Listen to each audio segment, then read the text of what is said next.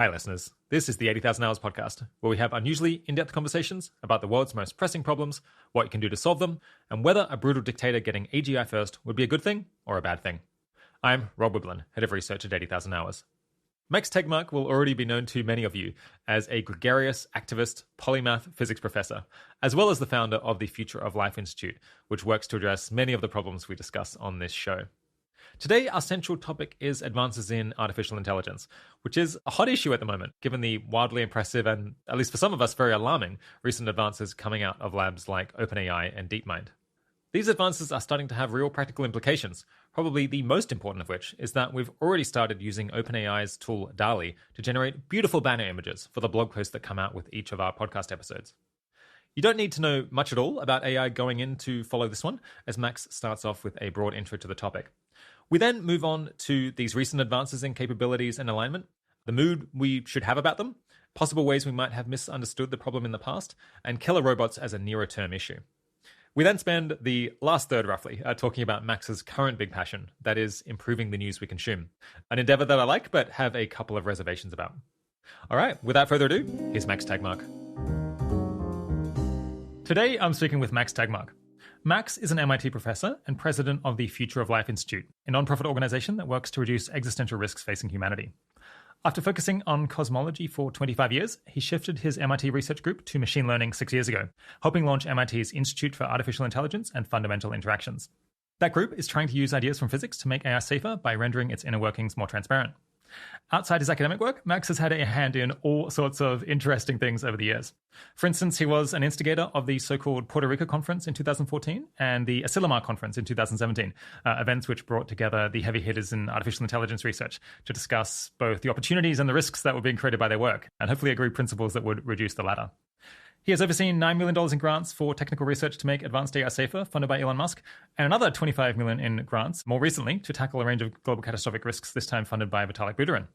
He's also been involved in international campaigns not only to reduce threats from killer robots, but also nuclear weapons.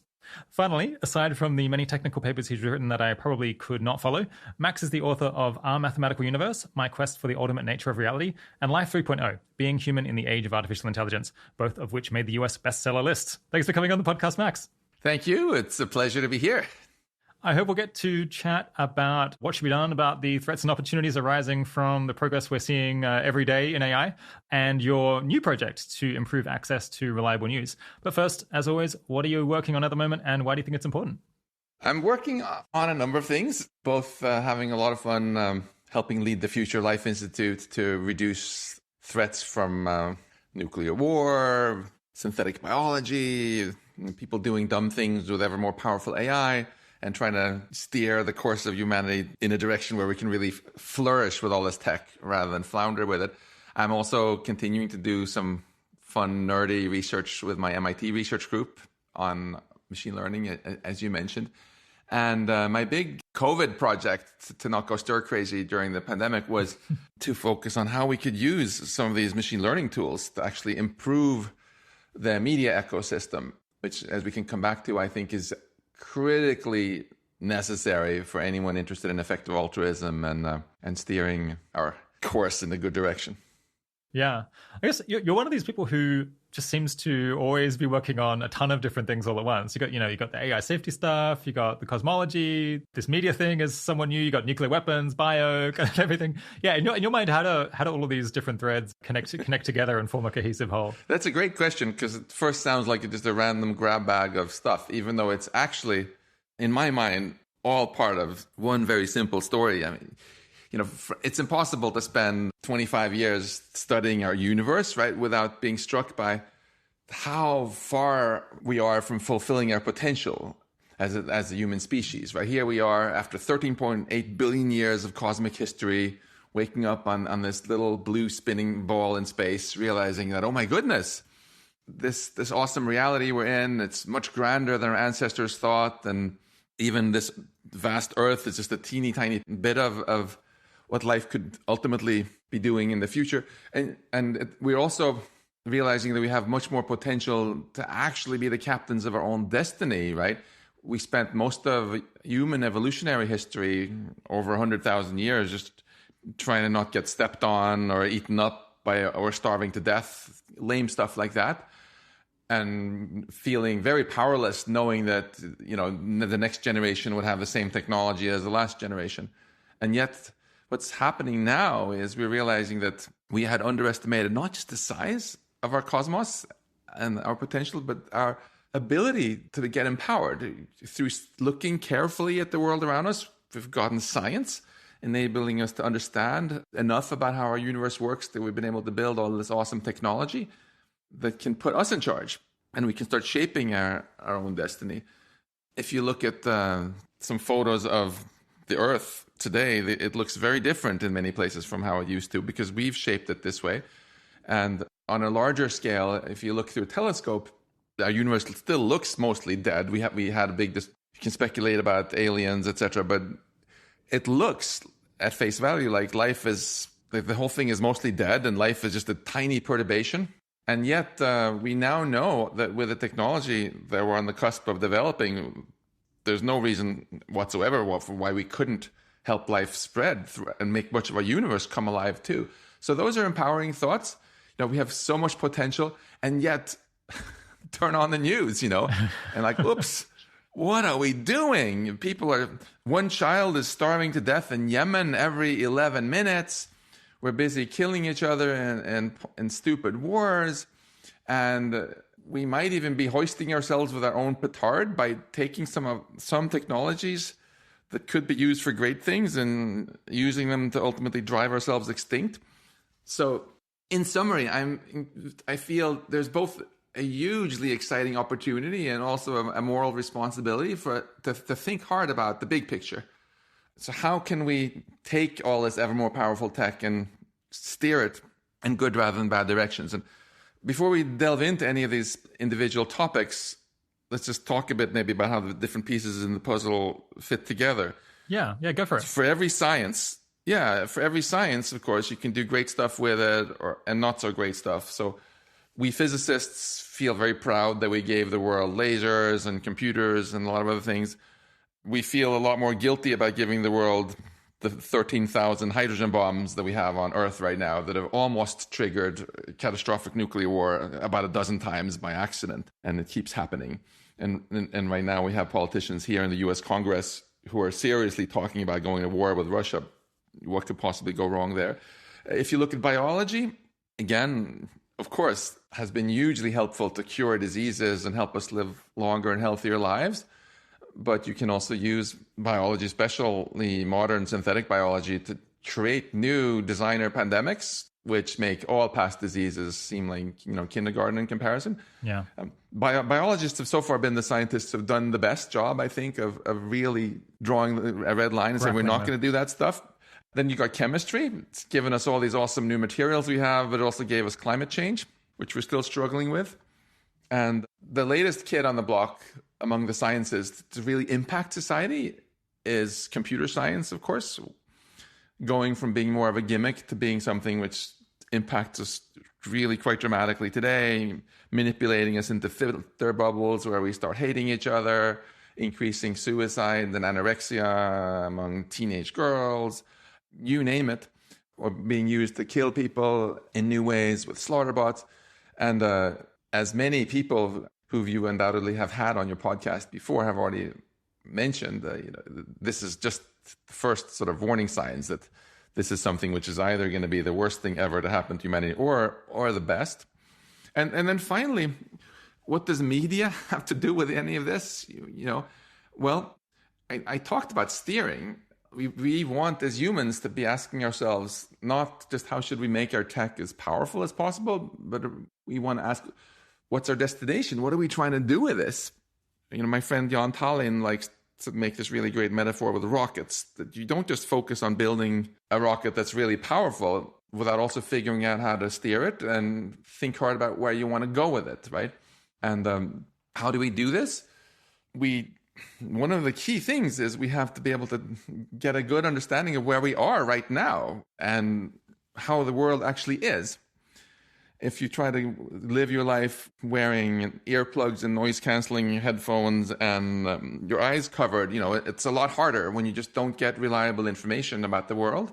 It's even worse if you're wearing these headphones that aren't noise canceling, and some person who doesn't like you keeps telling you about what's actually out there, and they're lying to you to just make you fall down as much as possible on candid camera or whatever, right?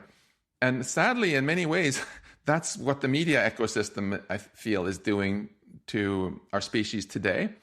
So much of what we find out about the world isn't actually the way the world is, but it's the way certain powerful entities in the world want us to think the world is. This idea that people try to manipulate us with biased reporting is, of course, as old as civilization itself. I'm from I grew up in Sweden, for example, and if you were to find out a bit of what people were told about the news situation in Sweden from the king's guards or whatever, 500 years ago, they would be told that the king is great and it's super awesome that we get to pay all these taxes to the king so that he can go and invade Ukraine. Sweden actually invaded Ukraine and got completely crushed in the city of Poltava once. Yeah. But they were told that this was great, and that's why people went along with it. So that's not new at all. But what is new is how machine learning plays into this. Where now any kind of propaganda and manipulation can be scaled up so dramatically that it starts to really shape and affect society. And as an effective altruist, I think it's really important to not just sit and optimize, given what we currently believe the truth to be, but to also put a lot of effort into actually figuring out what the truth is, so we make sure we're steering in the right direction. So that's sort of how I see this all fit together. I've been fascinated by big questions. I'm very optimistic by nature, feeling that we have so much potential, and I would like to do what I can to help us seize that potential rather than just squander it. Yeah. So to map out the conversation a little bit, you mentioned a lot of different issues there. We've fortunately over the last year or two had quite a lot of episodes on climate change and nuclear weapons, threat of nuclear war, as well as biosecurity and pandemics, obviously.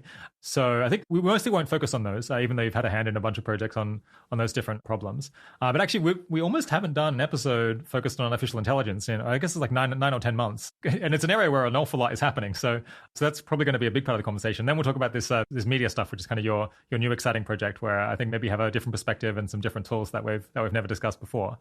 Just before we dive into AI, you listed off so many different problems there, so many different threats to humanity and our threats to our opportunity, I guess, to like really seize the day or seize the universe, take command of our future and our potential.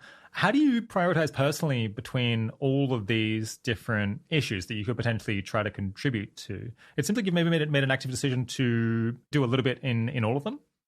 I take a very simple, effective altruism approach where I ask myself, where will I personally be able to have the most impact per time spent? So that means the upvote for something which is an important issue, which really could make a difference if I succeed, or if someone succeeds. And then multiply that by what's the chance that one really could succeed. And then also look at what can I personally do? There are some issues where I'm actually fortunate to have a better opportunity to contribute because it's something I might know a lot about, for example. And that's basically it. And just like if you go invest money on the stock market, you don't want to put all your eggs in one basket. I feel it's the same with my time. Sometimes I can be fairly helpful with something with a fairly small amount of my time, and then it's diminishing returns from there on. Yeah, I suppose, I haven't followed like exactly how you're contributing to all of these projects over the years, but it seems like a kind of a special source that you sometimes bring is getting things started, connecting people, convincing people that action can actually be taken, and inspiring them to do things. You maybe like a founder character that often brings in kind of co-founders, and then they can maybe spend 100% of their time specializing in that area and keeping it going. Is that impression kind of true? Yeah, maybe. I think two weird character traits that I have is, one is I tend to be very obsessed about big picture stuff. That explains my choice also of nerdy academic research topics, right? The two biggest questions I could think of when I was a teenager lying in my hammock was our universe out there and our universe here in our heads, how that works, all the AI stuff. And similarly, if you want to make the world better, look at it at the systems level. And then the other trait, which also is very defining of me, for better or for worse, I think, is I'm a doer.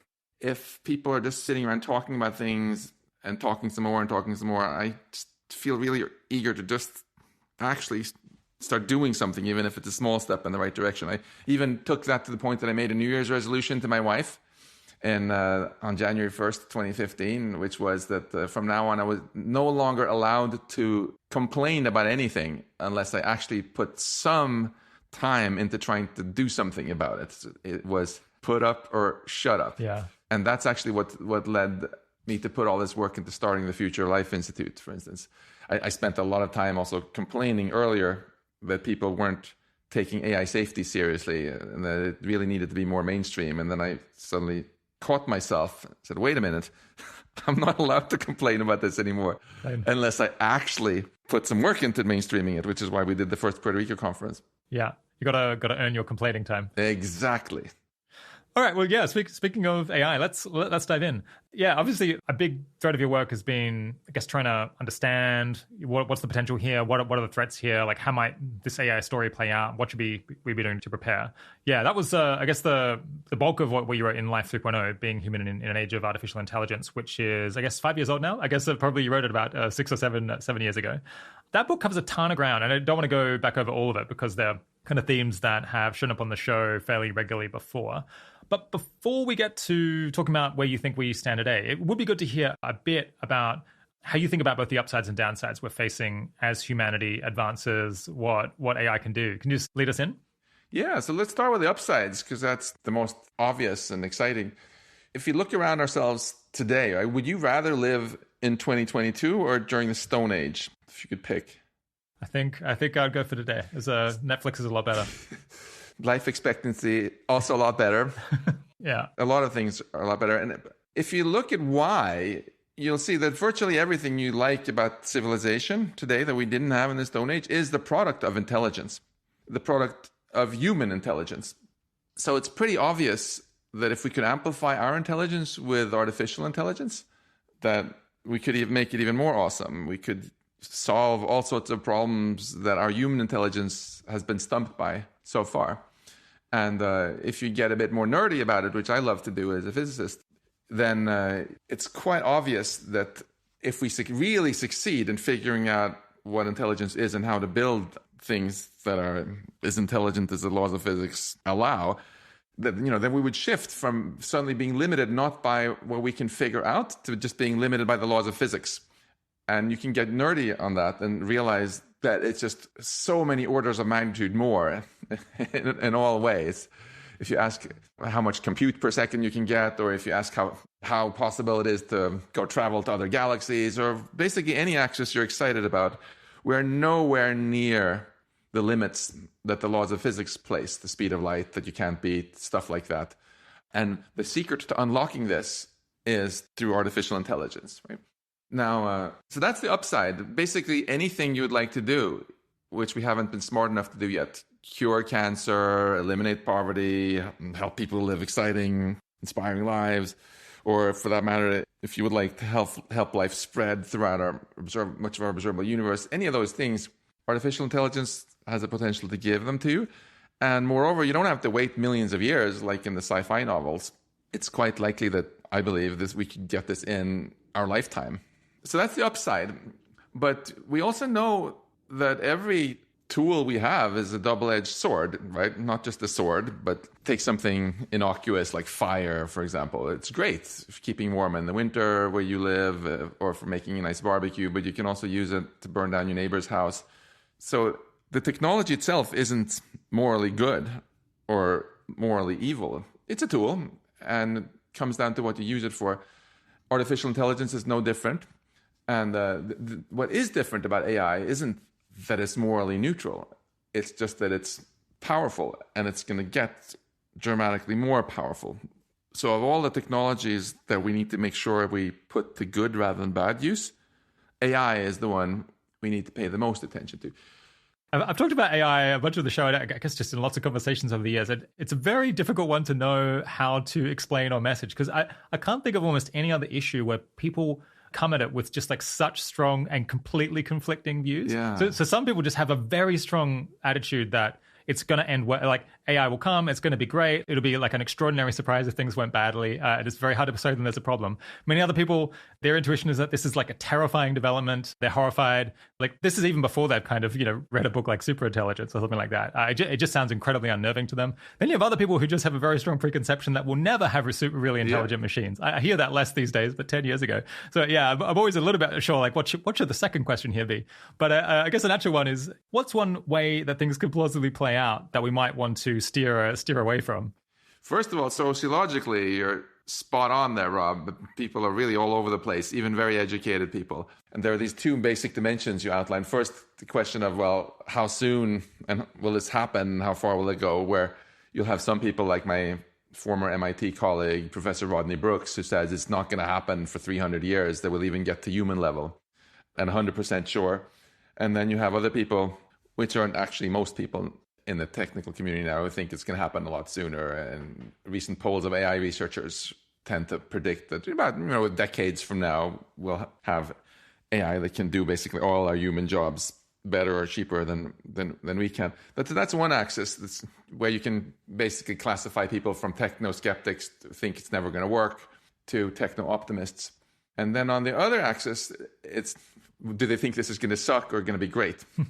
Where maybe it actually says more about people's personality traits than anything scientific, really, where they land on that. Some people tend to be kind of hopeful and optimistic about everything. Some people are more prone to wishful thinking than others. Yeah. If we take the first one, the question of what will actually happen, I think a very common misconception, especially among non-scientists, is that intelligence is something mysterious that can only exist inside of biological organisms like human beings. And if we've learned anything from physics, it's that, no, intelligence is about information processing. And it really doesn't matter whether the information is processed by carbon atoms in neurons, in brains, in people, or by silicon atoms in some GPU somewhere. It's the information processing itself that matters. It's this substrate-independent nature of information processing. It doesn't matter whether it's a Mac or a PC you're running it on, or a Linux box, or for that matter, what the CPU manufacturer is, or even whether it's biological or silicon-based that matters. It's just the information processing that matters. That's really been the number one core idea, I would say, that's caused the revolution in AI, that you can keep swapping out your hardware and using the same algorithms. Once you accept that you and I are blobs of quarks and electrons that happen to be arranged in a way such that they can process information well, it's pretty obvious that unless you have way more hubris than I do, that we are not the most optimized quark blobs possible for information processing. Just of course not, Yeah, that'd be quite a coincidence. Yes. And then the question is just, well, of course it's possible, but the question then is, how long will it take for us to figure out how to do it? A second fallacy, I think, that makes people underestimate the future progress is they think that before we can build machines that are smarter than us, we have to figure out how our intelligence works. And that's just wrong. Just think about airplanes, right? When was the last time you visited the US? It's actually been a while. It's been a couple of years now. So when you came over to the US, do you remember did you cross the Atlantic in a mechanical flying bird or in some other kind of machine? I think I came across in a plane rather than an ornithopter. Okay. There's an awesome TED Talk that anyone listening to this should Google about how they actually built the flying bird. Yeah. But it took 100 years longer to figure out how birds fly than to build another kind of machine that could fly even faster than birds, right? It just turned out that the reason bird flight was so complicated was because evolution optimized birds not just to fly, but it had all these other weird constraints. It had to be a flying machine that could self-assemble. Boeing and Airbus don't care about that constraint, right? Yeah. It has to be able to self-repair.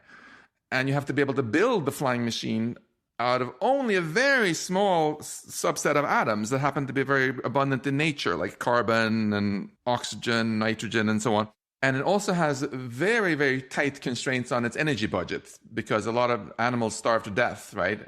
Your brain can do all this great stuff on 25 watts. It's obviously much more optimized for that than your laptop is. Once you let go of all these evolutionary constraints, which we don't have as engineers, it turns out there are much easier ways of building flying machines. And I'm quite confident that there are also much easier ways of building machines with human level intelligence than the one we have in our head. Yeah, it's cool to do some neuroscience, and I've written some neuroscience papers, steal some cool ideas from how the brain does stuff for inspiration. Even the whole idea of an artificial neural network, of course, came from looking at brains and seeing that they have neural networks inside. But no, we're told the first time we're going to figure out really how our brain works is when we first build artificial general intelligence, and then it helps us figure out how the brain works. Or at least probably is my guess. It's a very likely way to go. Yeah. I guess so. That's one reason to think that we shouldn't expect that the brain is mysterious and that we're not going to be able to design machines that can do the same thing or extremely similar things, like long before we can potentially reverse engineer completely how the brain works. But what's maybe the most likely way for that to not pan out as well as we hope? Well, before talking about future problems, let's just look at the problems that have already been caused by artificial intelligence. So have you noticed in England that people seem to hate each other a lot more now than 10 years ago? I wish I could say yes, because that'd be very convenient for this interview. But maybe I just don't talk to enough English people. But I find people are pretty nice. But maybe I'm just very good at selecting my friends. Could it be that you're living in a bubble of people who all get along? That's what I aim for. So I think it's working. It's like you can test this hypothesis. Just go ask all your circle of friends if they voted for Brexit or against Brexit, for example. And I suspect it won't be representative of the British population as a whole. No, I suspect not. Which is why you guys get along great amongst each other, right? But we've definitely have seen a lot in, even more so in the US, I would say, than in the UK, is that a society where people had more of a shared understanding of the truth that they could kind of agree on. Yeah, this is kind of what's going on. It's now fragmented into people living in these different parallel universes where their understanding of reality is completely different. These filter bubbles. And if you ask yourself, what caused this?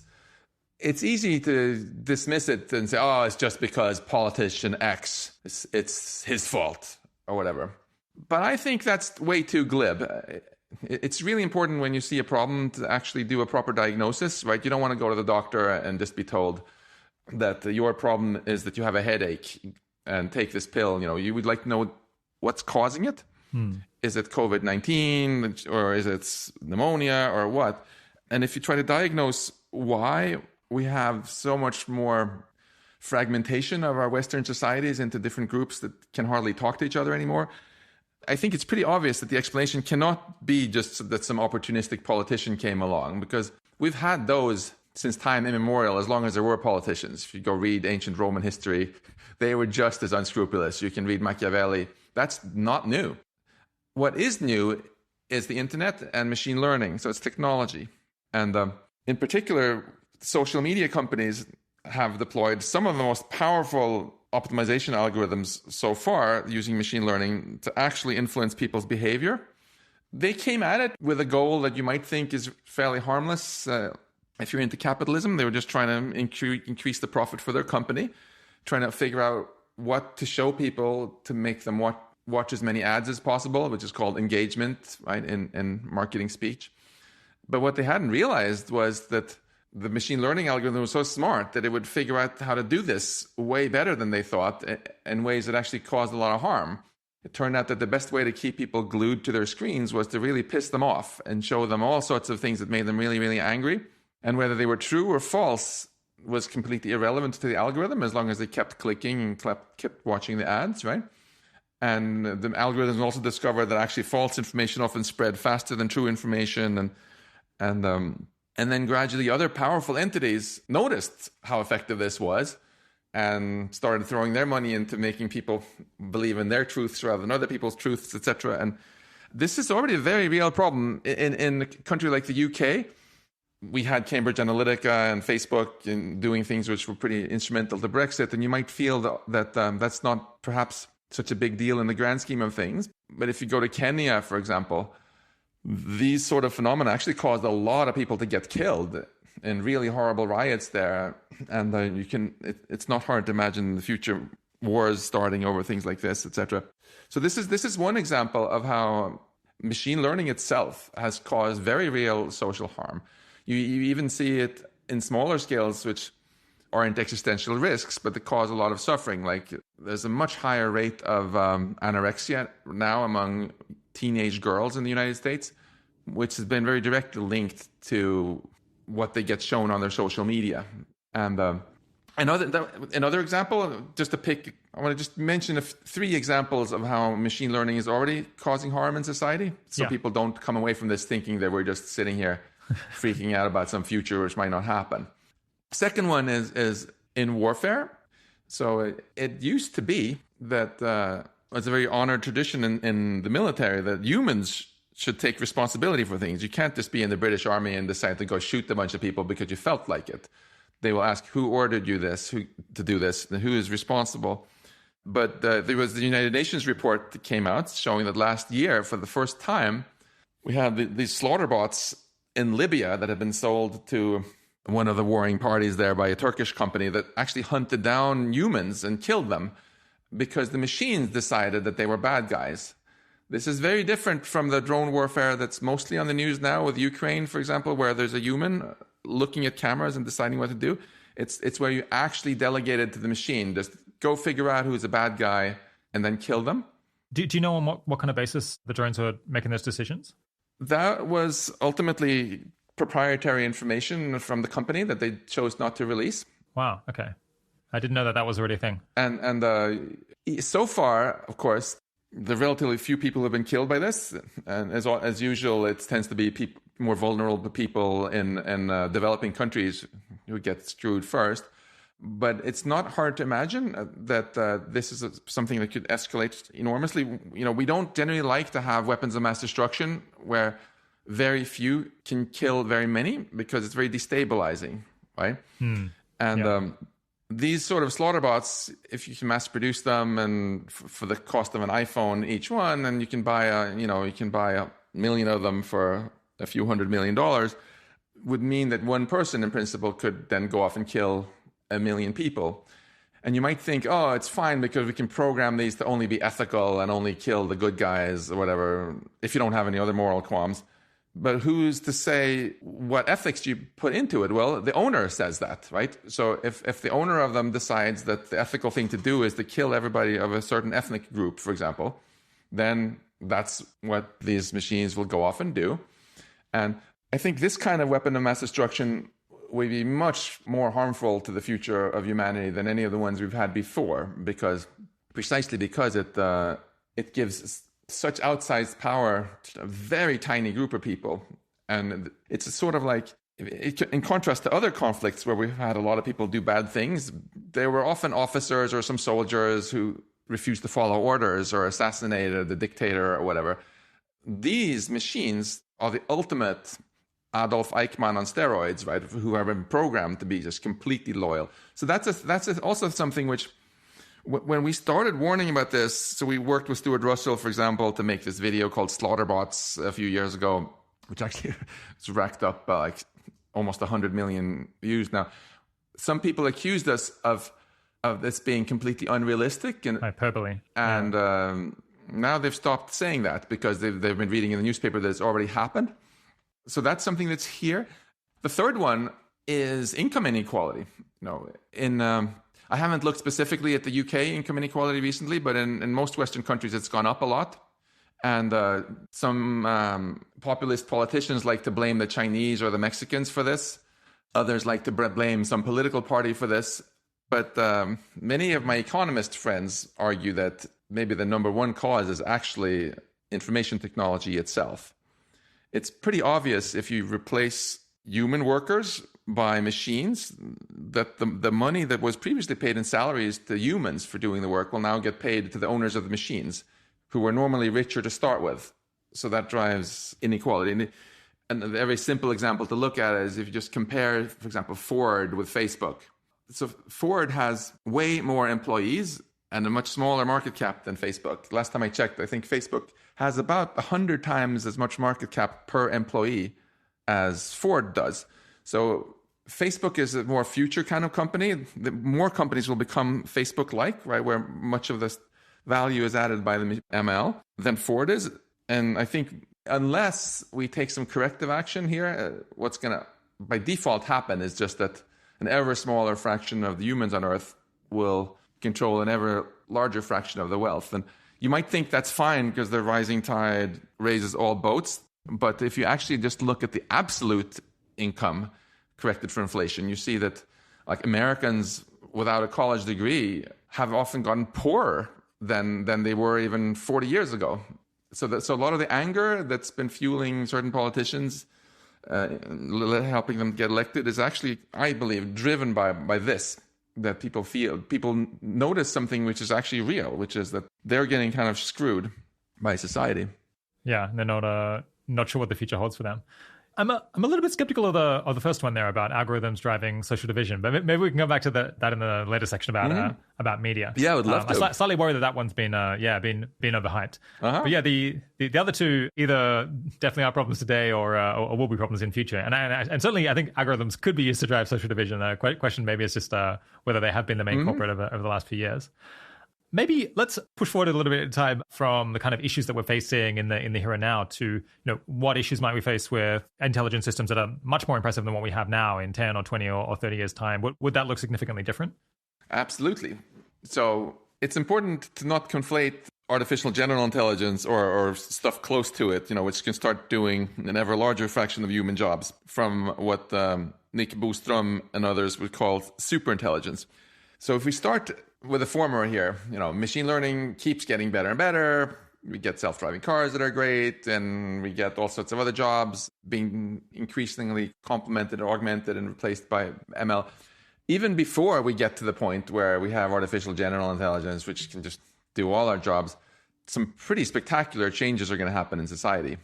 It could be great in that we might just produce this abundance of services and goods that can be shared so that everybody gets better off. Or it could kind of go to hell in the handbasket by causing an incredible power concentration, which is ultimately harmful for humanity as a whole. If you're not worried about this, then just take a moment and think about your least favorite political leader on the planet. Don't tell me who it is, but just close your eyes and imagine the face of that person, okay?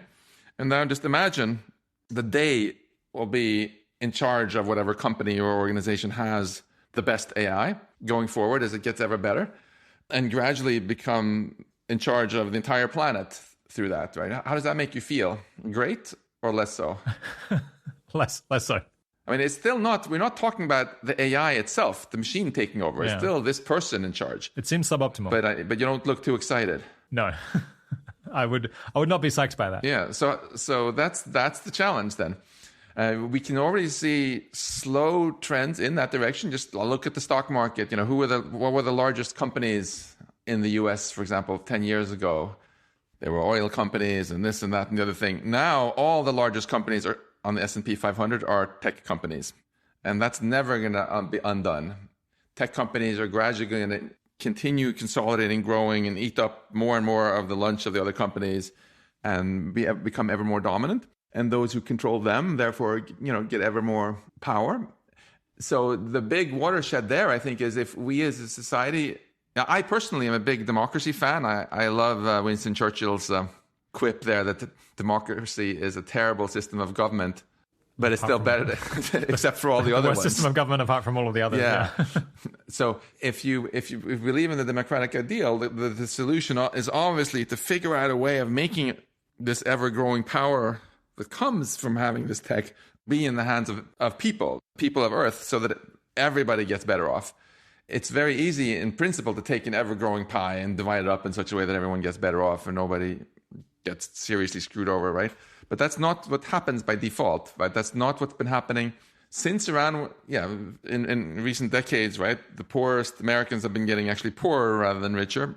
And it's an open question, I think, of how to deal with this. This is not the question we should go blame our AI research friends for not having solved by themselves. It's a question economists, political scientists, and everybody else has to get in on and think about how we structure our society to make sure that this great abundance ultimately gets controlled by in a way that it benefits us all.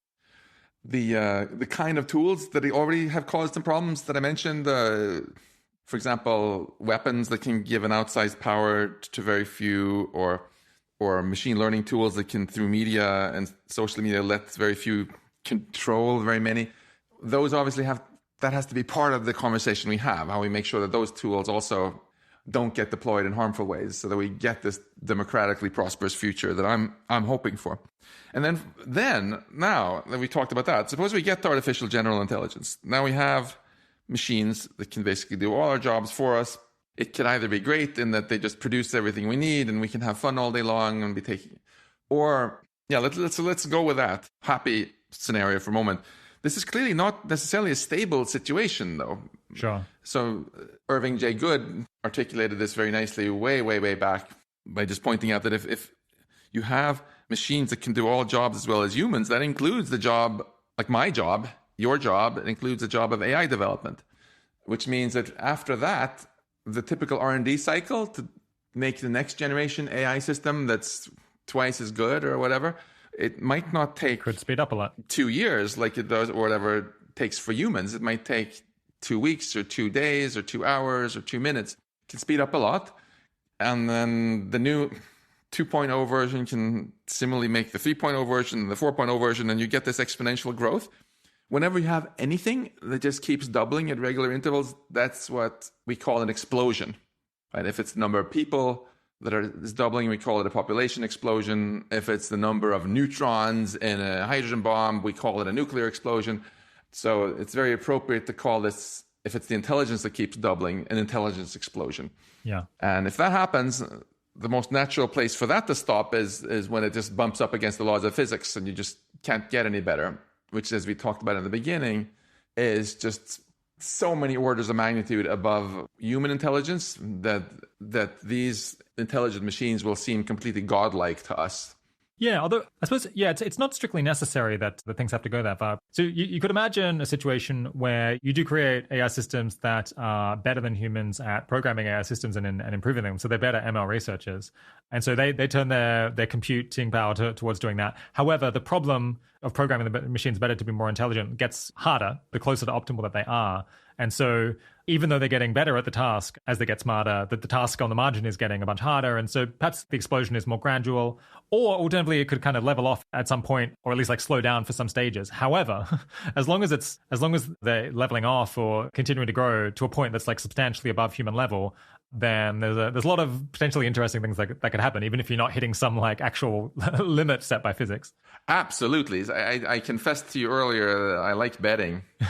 Everybody's entitled to at least one vice, right?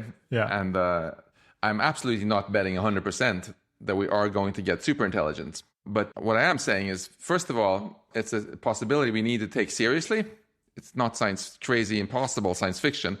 And second, if you do get into betting, at the Asilomar conference in 2017, where we had benefit of having many of the leaders, both from AI industry and AI academia, I actually asked the panel full of folks, you can see it on YouTube, if they think we are going to get superintelligence. Demis Hassabis, the CEO of Google DeepMind, was there. He said yes. We had a bunch of AI professors who were there and said yes, etc. In fact, everybody on the panel more or less said yes. So that doesn't tell us it is going to happen. It just tells us that we have to take it seriously as a possibility. Yeah, we can't just dismiss it out of hand. And if you like to think big, you might find this to be actually a very inspiring idea. Maybe this could be like the next stage in the development of life in our universe. You can sort of ultimately unlock this intelligence inherent in our universe that just never really come out before and put it to all these awesome uses. But on the other hand, as we talked about earlier, every technology is a double-edged sword. So if you can screw up a little bit with a fire or with a knife, you can screw up. There's a lot more potential for screwing up in a very big way with superintelligence. And Nick Bostrom's book, for example, is full of examples of that. So I don't want to conflate those two things with one another, but it's not too soon. We kind of have to. It's kind of like if you're playing chess, you have to pay attention to your next move and be thinking 2 moves ahead, but you also need to, at the same time, have a little bit of a strategic look ahead much further. And That's what we need to do now also. Right? We need to make sure that social media doesn't get all out of control and we don't have horrible income inequality and record democracy, blah, blah, and whatever. But we also have to keep thinking about this, because the situation today, let's face it, is that there is so much money to be made by further improving the powerful AI systems we have right now, that there's a huge commercial gradient, commercial pressure to do it more. And the top students at MIT want to study it, and the investors want to invest in it. The amount of money that's going into attracting talent and just buying computing power for this purpose, I mean, it has exploded. We can link to some people who've looked into this. But, but like, I mean, the amount of compute going into it has just been increasing orders of magnitude over the last 5-10 years. Exactly. So we are in a situation where, short of some other kind of cataclysm that we accidentally mess ourselves up with a nuclear war that caused nuclear winter, or someone 3D prints some virus that kills everybody or whatever. Short of something like that, I would definitely put most of my money on that we are going to get to artificial general intelligence, and a fair bit beyond it in our lifetime. That would be my bet. And so you might think, okay, well, we'll cross that bridge when we get there. If it happens in a few decades, then we figure out how to make it safe. But that's clearly too late to think about it, because the one thing we've definitely learned from AI safety research so far is that it's hard. Yeah. Really hard. And it might take decades to actually solve this, which means we should start now, right? Not the night before some folks on too much Red Bull switch it on. Yeah. Yeah. Can I just add one more thing for counter arguments? Yeah, go for it. No, it's remarkable how often people conflate the claim that something bad might happen with the claim that something bad is guaranteed to happen. Those are logically very distinct statements, right? And to make the case for doing AI safety research and worrying a bit, you only need to believe that it might happen with a reasonable chance and have big impact, right? For sure. Yeah, I think that is definitely, I mean, to be honest, I don't hear a lot of these kind of dodgy counter arguments much these days, because just as AI has become so much more real and people can see what it can do, I feel like there's a lot more buy-in from a lot more people to be interested in all kinds of different angles of figuring out how society is going to deal with this. But sometimes people, I guess 10 or 20 years ago, they would offer some counter argument for thinking that maybe the risk posed by AI is less than I might have been suggesting, and they feel like their job is done, and like now we should just do nothing about it. And I'm like, no, like we should definitely be thinking about this and preparing for it and taking precautions, unless we're absolutely sure that it's going to be fine. And we absolutely cannot be absolutely sure that it's fine, because we have no idea when it's going to come or how it's going to play out. Exactly. Because the future is very hard to predict. Yeah. Anyway, I think let's maybe push on from this kind of background understanding of AI as a problem. For people who are interested to get more of that, of course, they could read your book, Life 3.0. They might also want to go back in the 80,000 Hours podcast archives to probably the best episode, actually, is episode 92, Brian Christian on the alignment problem, where he talks about his book, The Alignment Problem. But yeah, for people who'd like maybe a bit more of a skeptical take and want to hear some counter arguments, there's episode 81, Ben Garfinkel on scrutinizing classic AI risk arguments. Pushing on, in the book Life 3.0, which I read this week, you gave yourself a lot of creative license to consider really a very wide range of possible futures, both good and bad, that could await us. You imagined us staying on Earth as well as spreading through space at virtually the speed of light. You imagined a world where every individual has near unlimited technology, and other worlds where we're kind of all laboring under the yoke of a totalitarian state that we can't get rid of. You thought about worlds where we might try to maximize pleasure, and other ones where we might try to preserve nature and pursue other values. You had some scenarios where one AI or one group comes to dominate everything, and others where there's tons of different AI systems and none particularly stands out. I read some reviews of the book on Goodreads, and it seemed like this was maybe the aspect of the book that most divided readers. Some absolutely loved this sort of exploration, and others ripped into it as kind of idle and unhelpful speculation. I'm more in the former camp, as people might imagine. But yeah, what was your experience trying to get people, because you not only did all of this, but you really encourage people to go away and think for themselves and even write up, like, what would they like the future to look like out of all of these imaginable futures? What kind of experience did you have trying to get people to think more seriously about ideal worlds that they might want to help create? It's a great question. This approach of just encouraging people to think about the positive future they wanted is very inspired by the rest of my life. I spent so much time giving career advice to students who walk into my office, and through 80,000 hours, you have a lot of experience with this. And the first thing I ask is always, what is the future that you are excited about, right? And if all she can say is, "Oh, maybe I'll get cancer, maybe I'll get run over by a bus, maybe I'll get murdered," terrible strategy for career planning, right? If all you do is make lists of everything that can go wrong, you're just going to end up a paranoid hypochondriac, and it's not even going to improve your odds. Right? Instead, I want to see fire in her eyes. I want her to be, it's like this, this is where I want to be in the future. And then we can talk about the obstacles that have to be circumvented, to get there. And this is what we need to do as a society also. And then, you go to the movies and watch some film about the future, and it's dystopian. Almost every time it's dystopian. Or you read something in the news about what people are talking about the future. One crisis, disaster after another, right? So I think we as a species are making exactly the same mistake that we would find it ridiculous if young people made when we were giving them career advice, right? That's why I put this in the book. And I also think it's important that this job of articulating and inspiring positive vision, it's not something we can just delegate to tech nerds, like me. People who know how to train neural network and PyTorch don't have any, that doesn't give them any particular qualifications in human psychology to figure out what makes people truly happy. Yeah. We want everybody in on this one and talking about the destination that we're aiming for. And that's also a key reason I wrote the book. I wanted people to take seriously that there are all these different possibilities and start having conversations with their friends about what they would like a day in their future life to be like, rather than just wait for to see some commercial that told them how it was supposed to be. That's the way we become masters of our own destiny. We figure out where we want to go, and then we steer in that direction. Yeah. I think this has actually been shifting over my lifetime, but I've had this impression that, a kind of background view that people have is that, serious people, they think about like slightly changing tax rates and what implications that's going to have for society. And it's like unserious people who think about such big picture issues as like, what do we want the world to look like in 100 years or 1,000 years? Did you have any luck kind of getting maybe more buy-in for thinking at that scale among people who have, important people who have serious jobs? No, actually. No. I have to say, this is eat the humble pie here. I find basically no correlation between people's level of education or academic credentials and how good they are at, how prone they are to big picture thinking, or for that matter, to how nice they are. There are some people who have a very strong moral compass and some that don't. There are some people who are very altruistic, some people who are very egoistic, some even psychopathic. I haven't really in my life seen any correlation between that and like how many PhDs they have or professorships.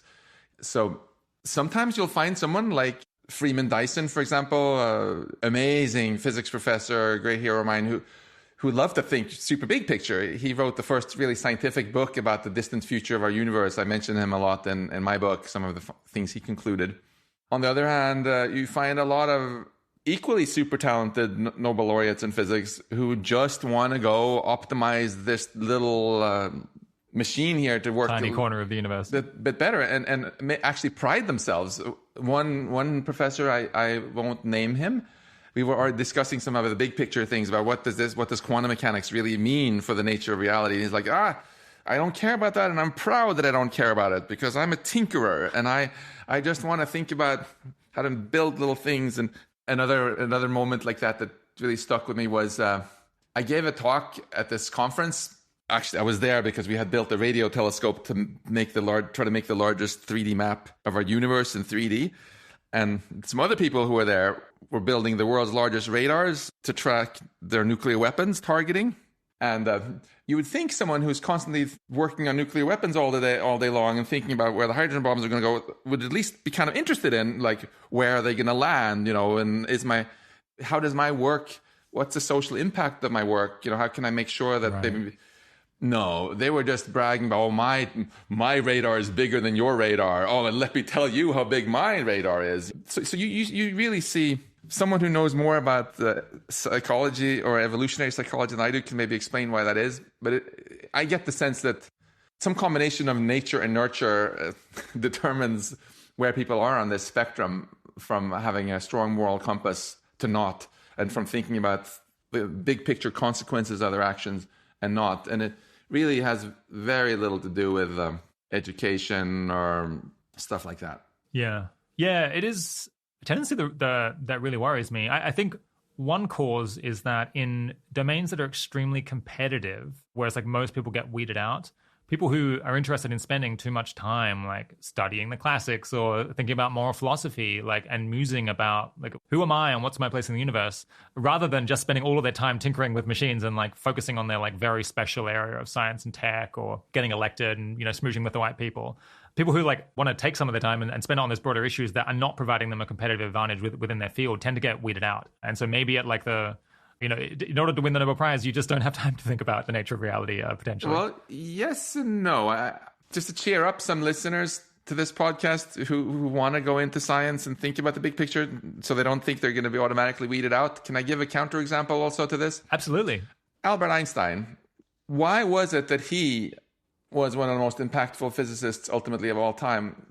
Was it because he was better at math? No, it wasn't. In fact, you can see, I have behind me on the wall here some of his most famous equations. And he wasn't even the first person to write down some of the key equations that he got famous for. They weren't that hard.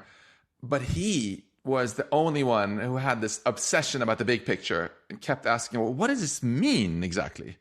What does it mean that you know, when you're going at the speed that looks like the time is running at a different rate, you know, other people just dismiss this as stupid philosophy and whatever. But he was obsessed about precisely the big picture question. And it was because of that he made his breakthroughs. Yeah. That he saw the big picture that others had failed to see. I think this is actually a very important trait for some of the greatest scientific discoveries. Also, some of the most successful business people, I think, have been successful because they were able to see the bigger picture and see longer term than others. So you're right. In some situations, maybe winning a lot of elections, not seeing the big picture might help. Unfortunately, maybe that says something about why we get the politicians we do. But I don't want to disappoint those who listen. I think if someone listening to this is obsessed about the big picture, nurture that, is what I say. And you're going to have much more positive impact as a result. Yeah. No, I definitely agree that. And it's even in your personal happiness in your life, right? If you're just constantly doing what you're told and learning to do things 10% faster, that's not the way you're going to end up living the most happy and fulfilling life. To do that, you need to see the big picture in your own life also and see, what is it that really makes me happy? If I think out of the box, what can I do to have an even more interesting life? I think those are traits that are both actually very helpful in our personal lives for ourselves and also for safeguarding a good future for humanity and life itself and the cosmos. Yeah, so we're recording this in May 2022, pretty soon after the release of DALL-E, I think it's pronounced, by OpenAI. It's this ML system that can consistently draw really beautiful and usually appropriate images based on a pretty short description of what the user wants. If I was a professional illustrator, I think I'd be pretty worried about losing work to AIs like this. Or I suppose as someone who's not an illustrator, I'm mostly just very excited to have a lot more art around me, given how much cheaper it's going to be to create beautiful designs in future. In a different domain, there's Google Pathways language model, acronym is PaLM, which has, I think a record number of parameters, 540 billion parameters, and seems to be able to frequently answer really complex questions pretty sensibly, and even explain jokes, frankly, a bunch better than I'd be able to. There's this other language model, GPT-3, seems to be able to write simple computer programs based on a short description of what the user wants to do and be able to do that a decent fraction of the time well. Prediction platforms like Metaculus have seen their aggregate forecast for when we're going to first see a general AI that meets various kind of natural capability benchmarks. They've seen those forecasts fall by like 5 to 10 years just over the last month or so. Yeah.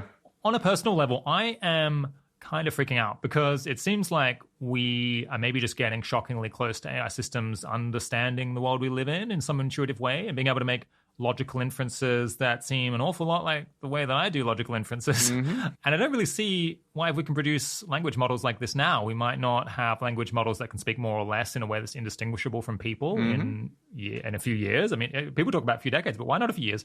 Or further, why won't we be able to make AI systems that can act on that understanding in the world to achieve goals relatively soon.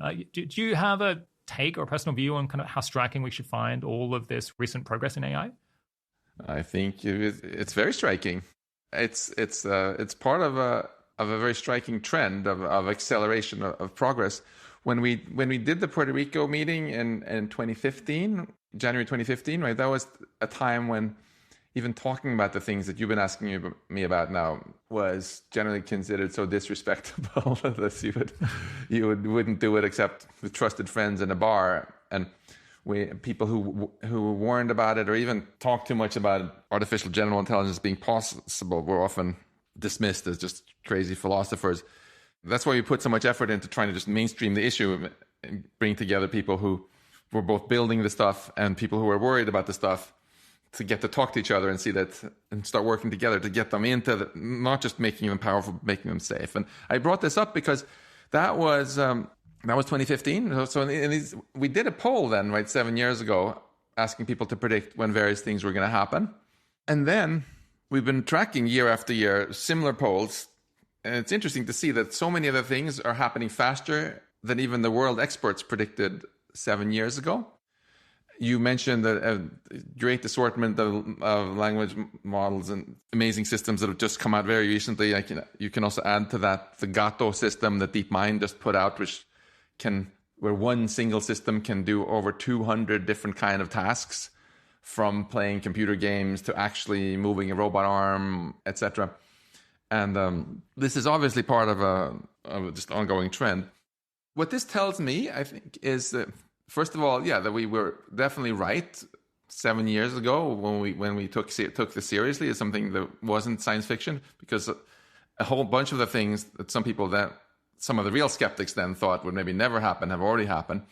And also, we've learned a very interesting thing about how it's happening, because even as recently as 7 years ago, you could definitely have argued that in order to get this performance that we have now, where you can just, for example, ask for a picture of an armchair that looks like an avocado and then get something as cool as what DALL-E made, or have those logical reasoning things from Palm. Maybe for the listeners who haven't read through the nerd paper, we should just mention an example. So there's this text, I'm going to go to this mountain with the faces on it. And what is the capital of the state to the east of the state that's in? And it gives the correct answer. Right. And back even as recently as 7 years ago, I think a lot of AI researchers would have said that that's impossible to do unless you have developed some fundamental new breakthroughs in logic-based systems, having some really clever sort of internal knowledge representation, that you would really need to build a lot of new tools. And instead, what we've seen is it wasn't actually necessary. They've built these gigantic black boxes. You basically take a bunch of simulated neurons like we have in our brain. Basically, you can think of them as wires ascending voltages to each other and in a certain way. And then you have a bunch of knobs, which are called parameters, which you can tweak, affecting how the different neurons affect one another.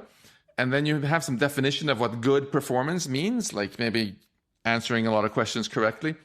And then it just becomes a problem of tweaking all these knobs to get the best performance, which we call training. And you can tell the computer what it means to be good, right? And then it can keep tweaking these knobs until which is in computer science is called an optimization problem. And that's basically that very simple thing with some fairly simple architectures has gotten us all the way here. Yeah, there have been a few technical innovations. There's an architecture called transformers, which is a particular way of connecting the neurons together, whatever. But it's actually pretty simple. And then it's just turned out that when you just kept adding more and more data and more compute, it became able to do all of these sorts of things. And frankly, this is to me the worst case scenario we're on right now. The one I had hoped wouldn't happen. I had hoped that it was going to be harder to get here, so that it would take longer, so we would have more time to do some AI safety. And I also hoped that the way we would ultimately get here would be a way where we had more insight into how the system actually worked, so that we could trust it more because we understood it. And instead, what we're faced with is these humongous black boxes, with 200 billion knobs on them and magically does this stuff. A very poor understanding of how it works. And then we have this, and it turned out to be easy enough to do it now that every company and everyone and their uncle is doing their own, and there's a lot of money to be made. And it's hard to envision a situation where we would just as a species decide to stop for a little bit and figure out how to make them safe. So this is what I think we learn here. In summary, both that at least getting to subhuman intelligence, kind of what we have now, ended up being easier than I think a lot of people had thought. And unfortunately, it didn't require switching to a more interpretable and understandable architecture either. Just make the black box bigger, more knobs. Yeah.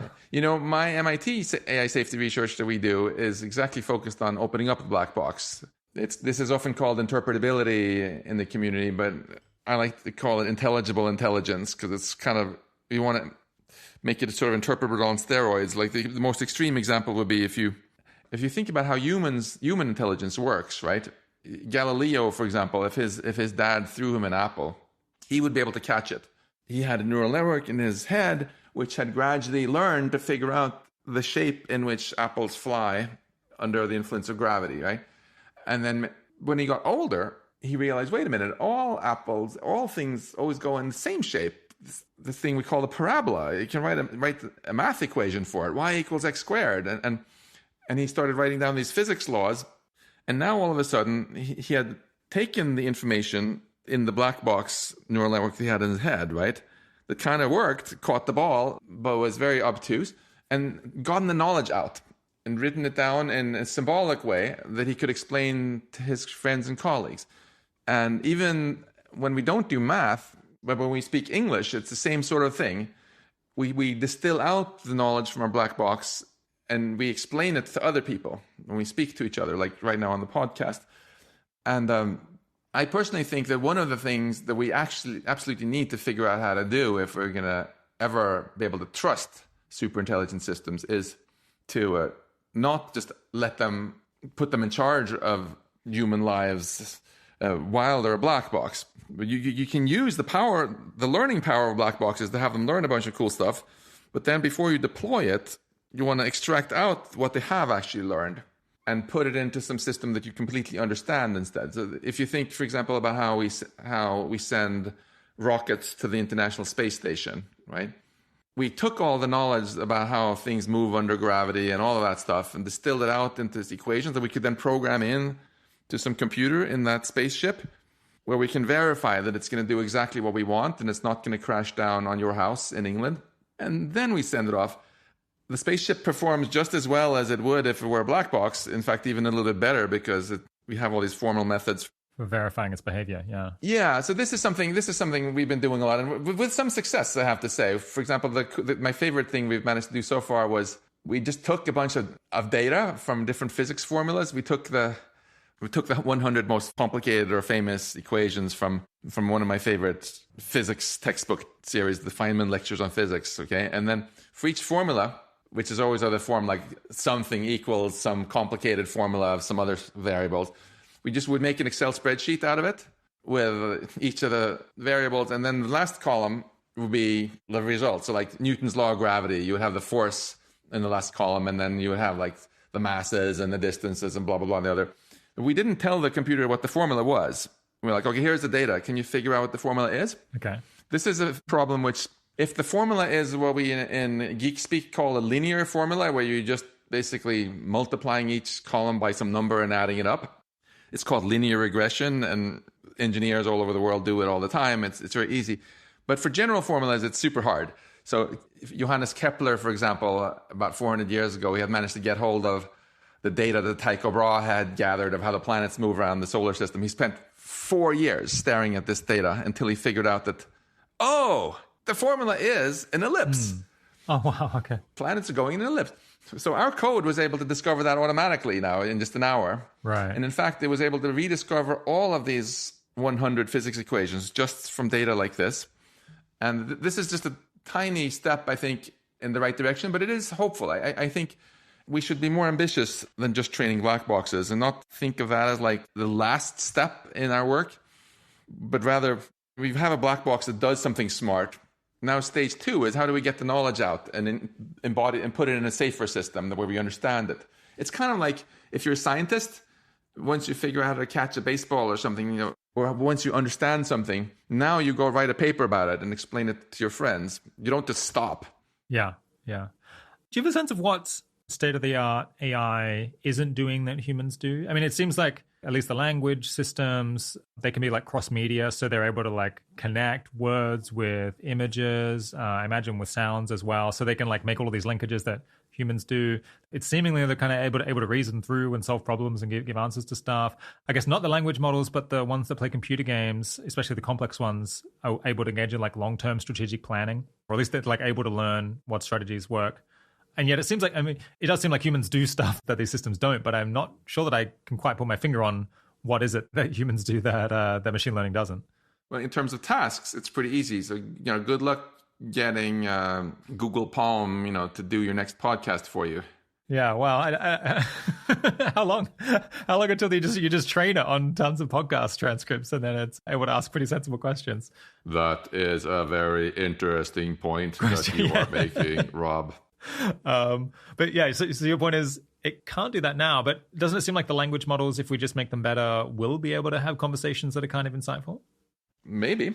I'm hoping there will be some new obstacles that will be a lot harder than we thought, so we have more time to make stuff safe. As I said, right now, these models are still fairly dumb. There's a bias where when you read their papers, you think the models are better than they are because they cherry-pick the examples, obviously, that they put in there. Yeah, do you know how big that effect is? It's quite big. I was playing with one of these language models yesterday, actually, and I just asked it... I asked it what's 11 times 13, and it couldn't do it. Okay. For example. Yeah, interesting. But to be a little more nerdy about it, I think one thing where human intelligence is still far ahead of any artificial intelligence is our ability to combine, on one hand, the black box neural network kind of intuitive learning stuff that mice and cats and seagulls are also great at, with the symbolic reasoning that old-fashioned AI was good at, like Deep Blue that beat Kasparov in chess, or some mathematical theorem prover or whatever, to combine those two. I mentioned the example of Galileo, sort of really gets to the point where you use your intuition, the neural network kind of way to just get something, it clicks, I see the pattern, And then step two is you translate it into symbolic reasoning. And I think it's the ability to combine this neural network fuzzy, black boxy technology with the symbolic technology that has made us humans able to rule the earth. Yeah, I would say. And part of what we do also much better than artificial intelligence is we have these representations in our brain about the knowledge, which are much more sophisticated than typically what a lot of these other models have. They might overcompensate by having having enormous number of parameters or whatever, but it's pretty obvious if you just decide to mess a little bit with these language models, you can sometimes get them to say really dumb things, which make it obvious that they didn't really understand things even in the way a 5-year-old did, right?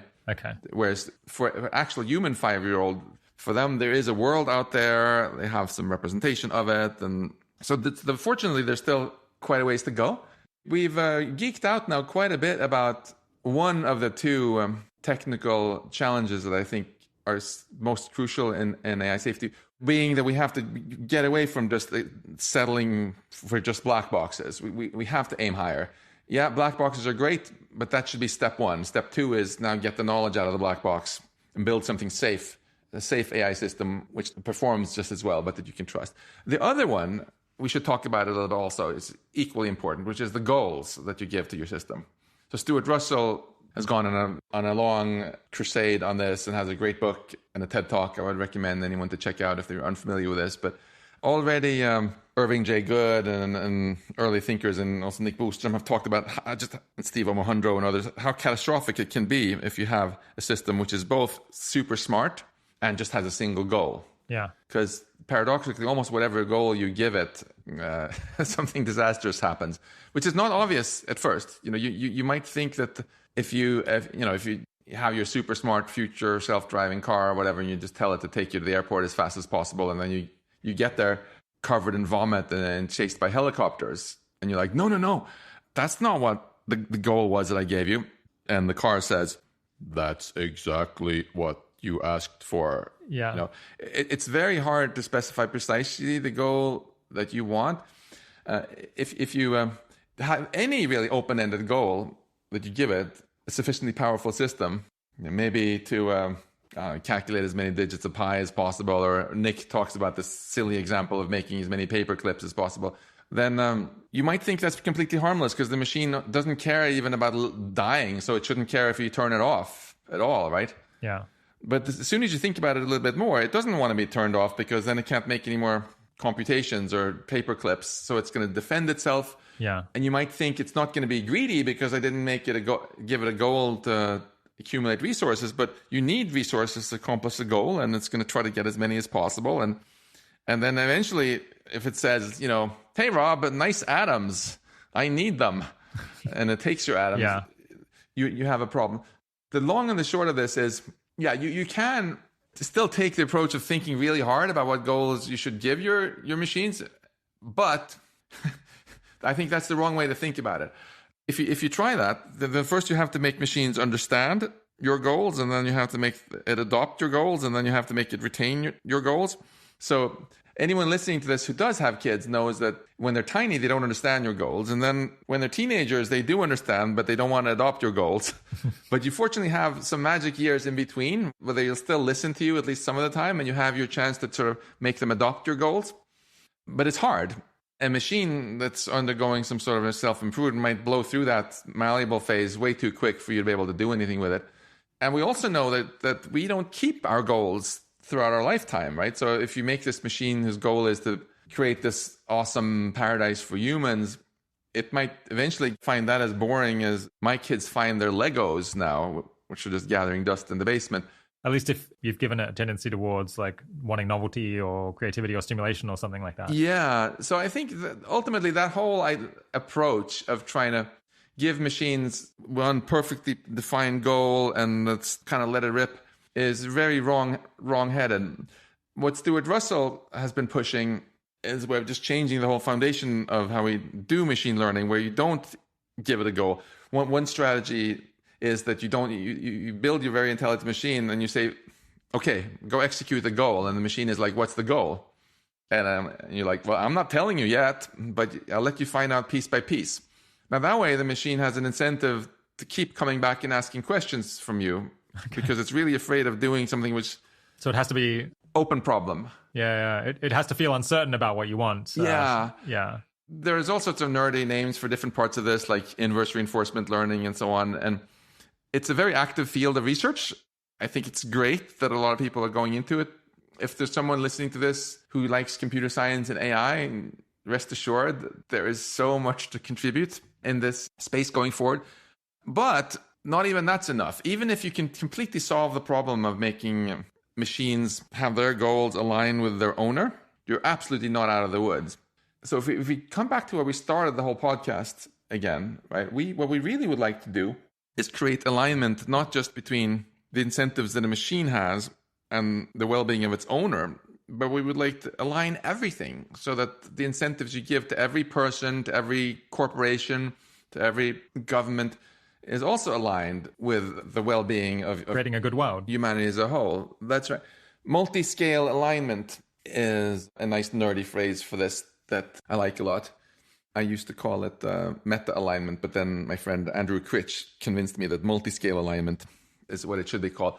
And if you think about this for a moment, this is something we can all relate to, no matter what our job is and no matter what our education background is.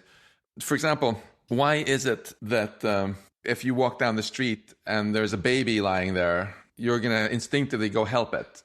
It's because those tribes that didn't have that compassionate wiring got outcompeted by the tribes that did, right?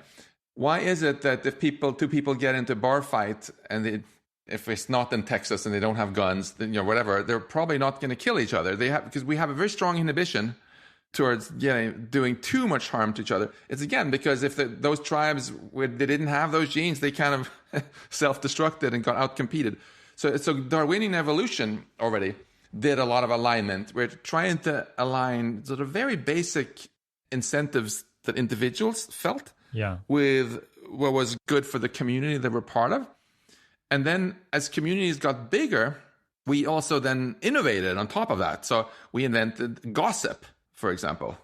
If you go to the pub with your friends every Friday and after 20 times you never picked up the tab, mysteriously you're not going to get invited anymore because the gossip got out that you're stingy.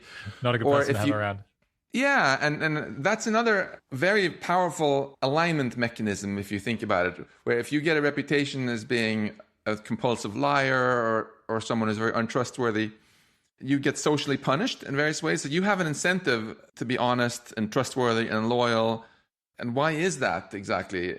In world religions, it's often been phrased as the reason that we should do this is because of some higher principle. But from an evolution point of view, you could also understand it as just that this is an alignment mechanism that favored the groups that had it, so they could compete better against the other ones, right?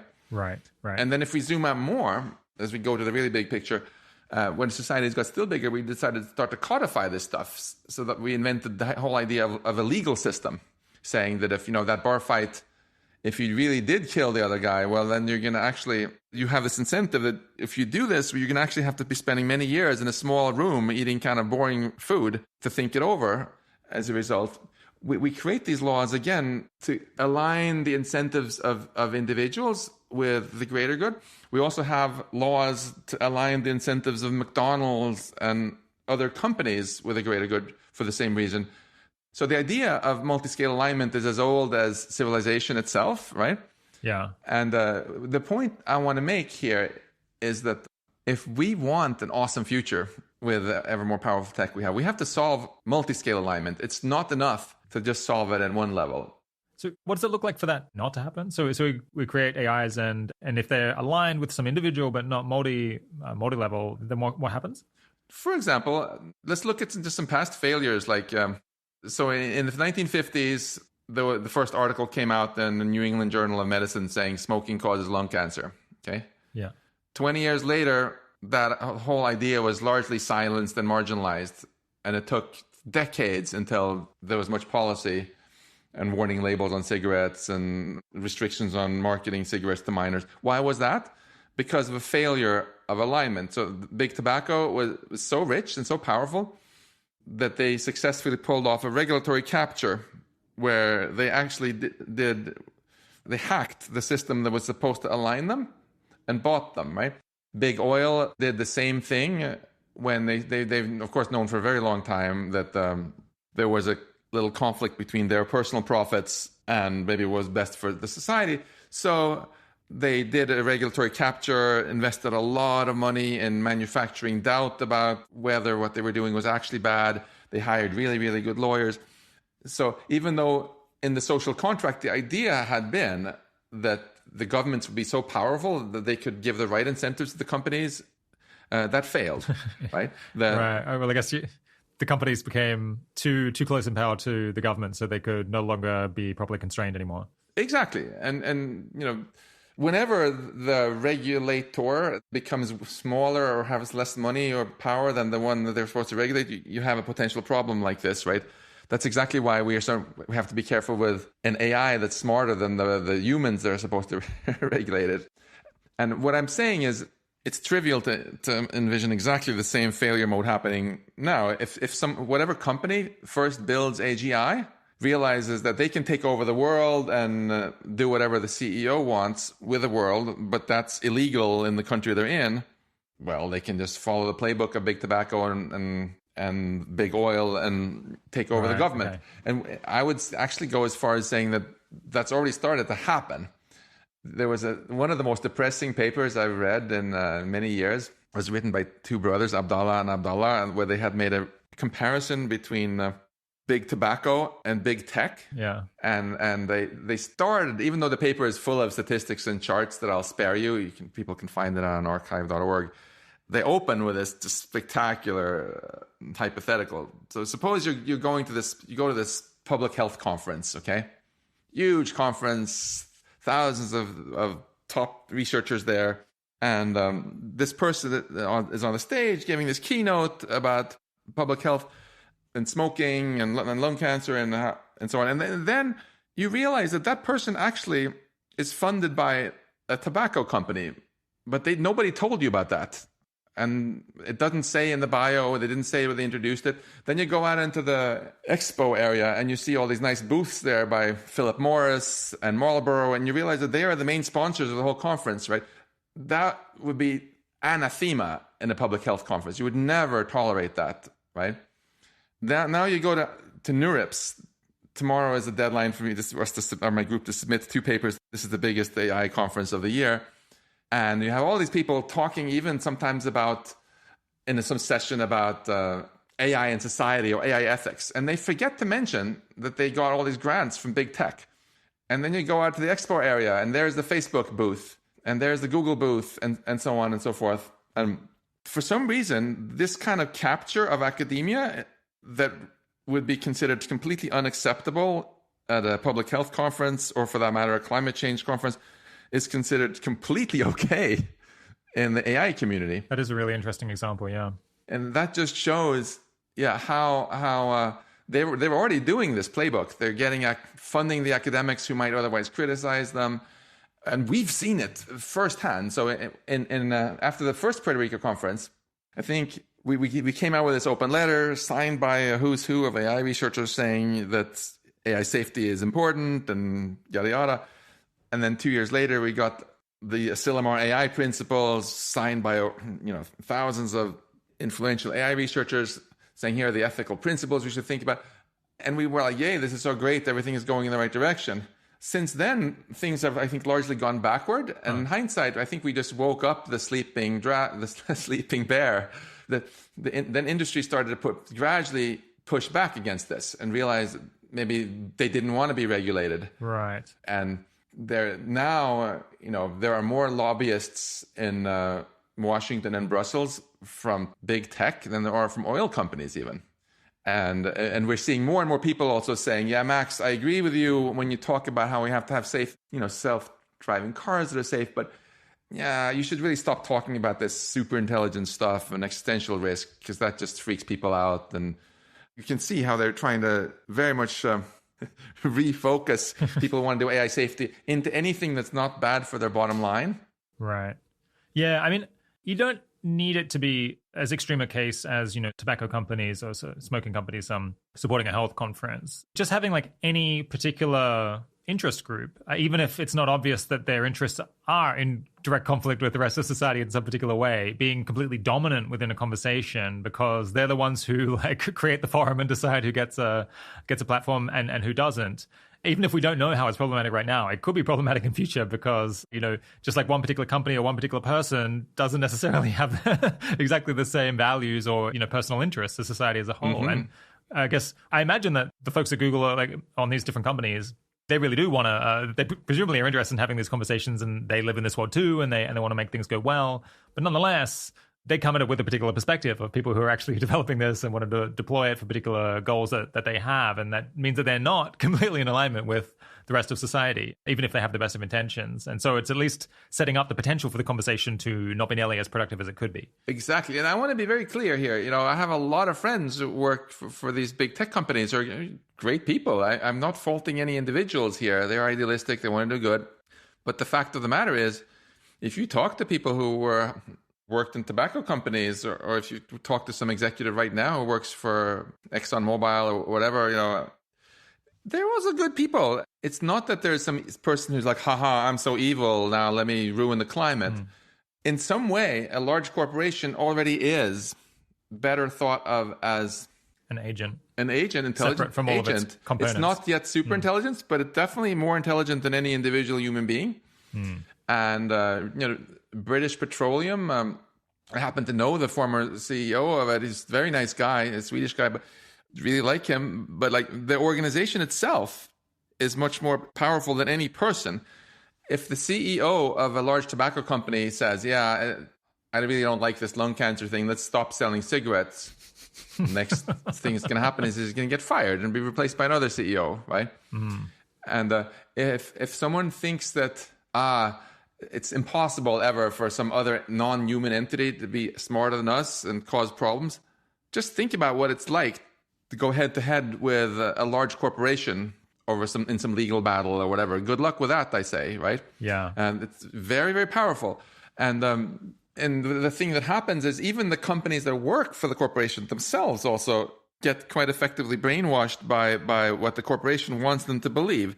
They start to believe the press releases that came out from the PR department of their own department. The CEO often isn't the guy who's looking into the lung cancer thing, right? He's told by some others that this is safe, the cigarette. And there's also a selection effect, which is super powerful, where if you'll always have people with a spectrum of opinion about anything, right? And you're not going to get the job to be the CEO of a tobacco company if you think that smoking is the most terrible thing and has to be stopped, right?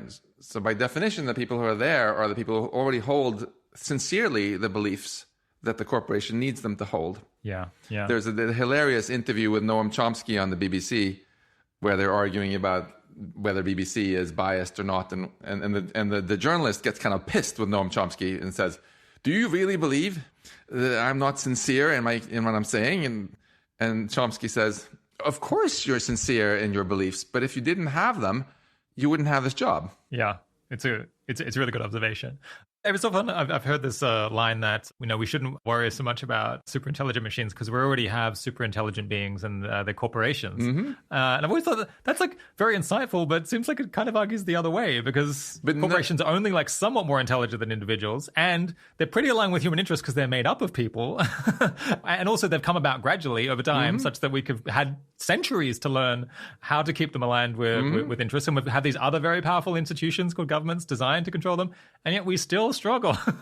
And so if you develop something that's much more super intelligent, super capable than a corporation, and it comes in a few years and it like skates ahead and it's not even comprised of agents that we understand like human beings, then it seems like we could be in really hot water. All great points you make. And corporations are certainly not anywhere near the definition of super intelligent, right? Yeah. They are more intelligent than any one human as an agent. And that's why generally, if a corporation wants one thing and you want the other thing, and the corporation is going to get its way. We have the advantage with them, though, that they evolve on the human timescale, right? A corporation doesn't get twice as powerful every week or anything like that. Yeah. And so we can learn a great deal for how to deal with artificial superintelligence by trying to first figure out how we can solve multi-scale alignment with corporations. And this is actually very much linked to why I'm so interested in the whole media news business, because I think... Again, it's not sufficient to just figure out how to align machines to their owners, and tobacco companies, like they kind of shifted gears. Eventually, they acknowledged that it causes lung cancer, and they changed their talking points a bit so that they could still keep selling cigarettes and make enough money. We've also seen a big shift in strategy from big tech now. So now, what big tech generally says is yes. Please work hard on AI safety to figure out how to make our machines aligned with the goals of our companies. Work on that. It's great. And the stuff that you and I talked about earlier there with getting rid of the black boxes and so on is all stuff that big tech actually loves. I see. Right? They don't want to have a machine that doesn't obey the CEO. But what they don't want is what, for example, the European Union is trying to do right now, which is pass the EU AI Act, which would actually put some new incentives in place to try to align the behavior of the corporations more with the citizens of the European Union's incentives. There's been some very serious lobbying by tech firms against it. And this is actually very exciting because it's being discussed and decided now, this week, next week, and in the months ahead. So you might think that the main focus of this new first ever really powerful AI law would be on the most powerful systems, since that's the future, right? But the lobbyists are putting in this fantastic loophole saying that there's a little exemption here. General purpose AI systems are basically exempt. So on what possible basis? Because it's very convenient, because basically what they're saying is DALL-E, GPT-3, any of these things, they tend to be built by companies from the US or China. And then can be used by smaller companies in Europe to do various tasks with them. And what the exemption says is all the responsibility falls only on the European companies that use them for something. Okay. even though that's, of course, completely unreasonable because they have no way of knowing what's inside the black box exactly. I see. So if this loophole stays, then this EU AI Act is just going to be the laughingstock of the AI community. There's been a lot of pushback recently. In fact, I was invited to give a talk to speak about this at the European Parliament quite recently. So, and as you can probably guess from what I'm saying now, I was encouraging them to close the loophole. Right. France just came out yesterday, actually, and said that they support closing the loophole. They all want to make sure that the brain of the AI is not exempt. But this illustrates beautifully what we were talking about here, where every player in a game is always looking out for themselves. You can't blame them for that, right? So a company will support AI safety to make their computers do what they want, and they'll generally be opposed to anything that's trying to change the incentives on the company or have more oversight on the company. And since even some of the major funders in AI safety come from big tech and made their money in big tech, it's not surprising if they are more into funding the kind of research that they want to see happen, namely align machines to their companies, rather than like policy research or advocacy to try to actually align the corporations with the greater good. Yeah. Yet, if we fail to do that, I just want to say that then obviously what's going to happen is eventually big tech, many companies or just one company will become the government. Yeah, I mean, I've been happy to see over the last 5 or 10 years this explosion in the AI alignment work that is just trying to make sure that these programs do what the companies want them to do and what the companies want to be able to sell them as being able to do. Because we at least need to be able to do that. That's like a prerequisite, even if it's not sufficient. I suppose even there, my impression as an outsider is that the capabilities of AI systems is substantially outstripping, as far as I know, the progress on all of these even narrow alignment issues like interpretability or, inverse reinforcement learning. Mm-hmm. Yeah. Do you think I'm probably right about that? I think you're right about that. Yeah. Yeah. In that case, are we sleepwalking into disaster, basically, just as a species?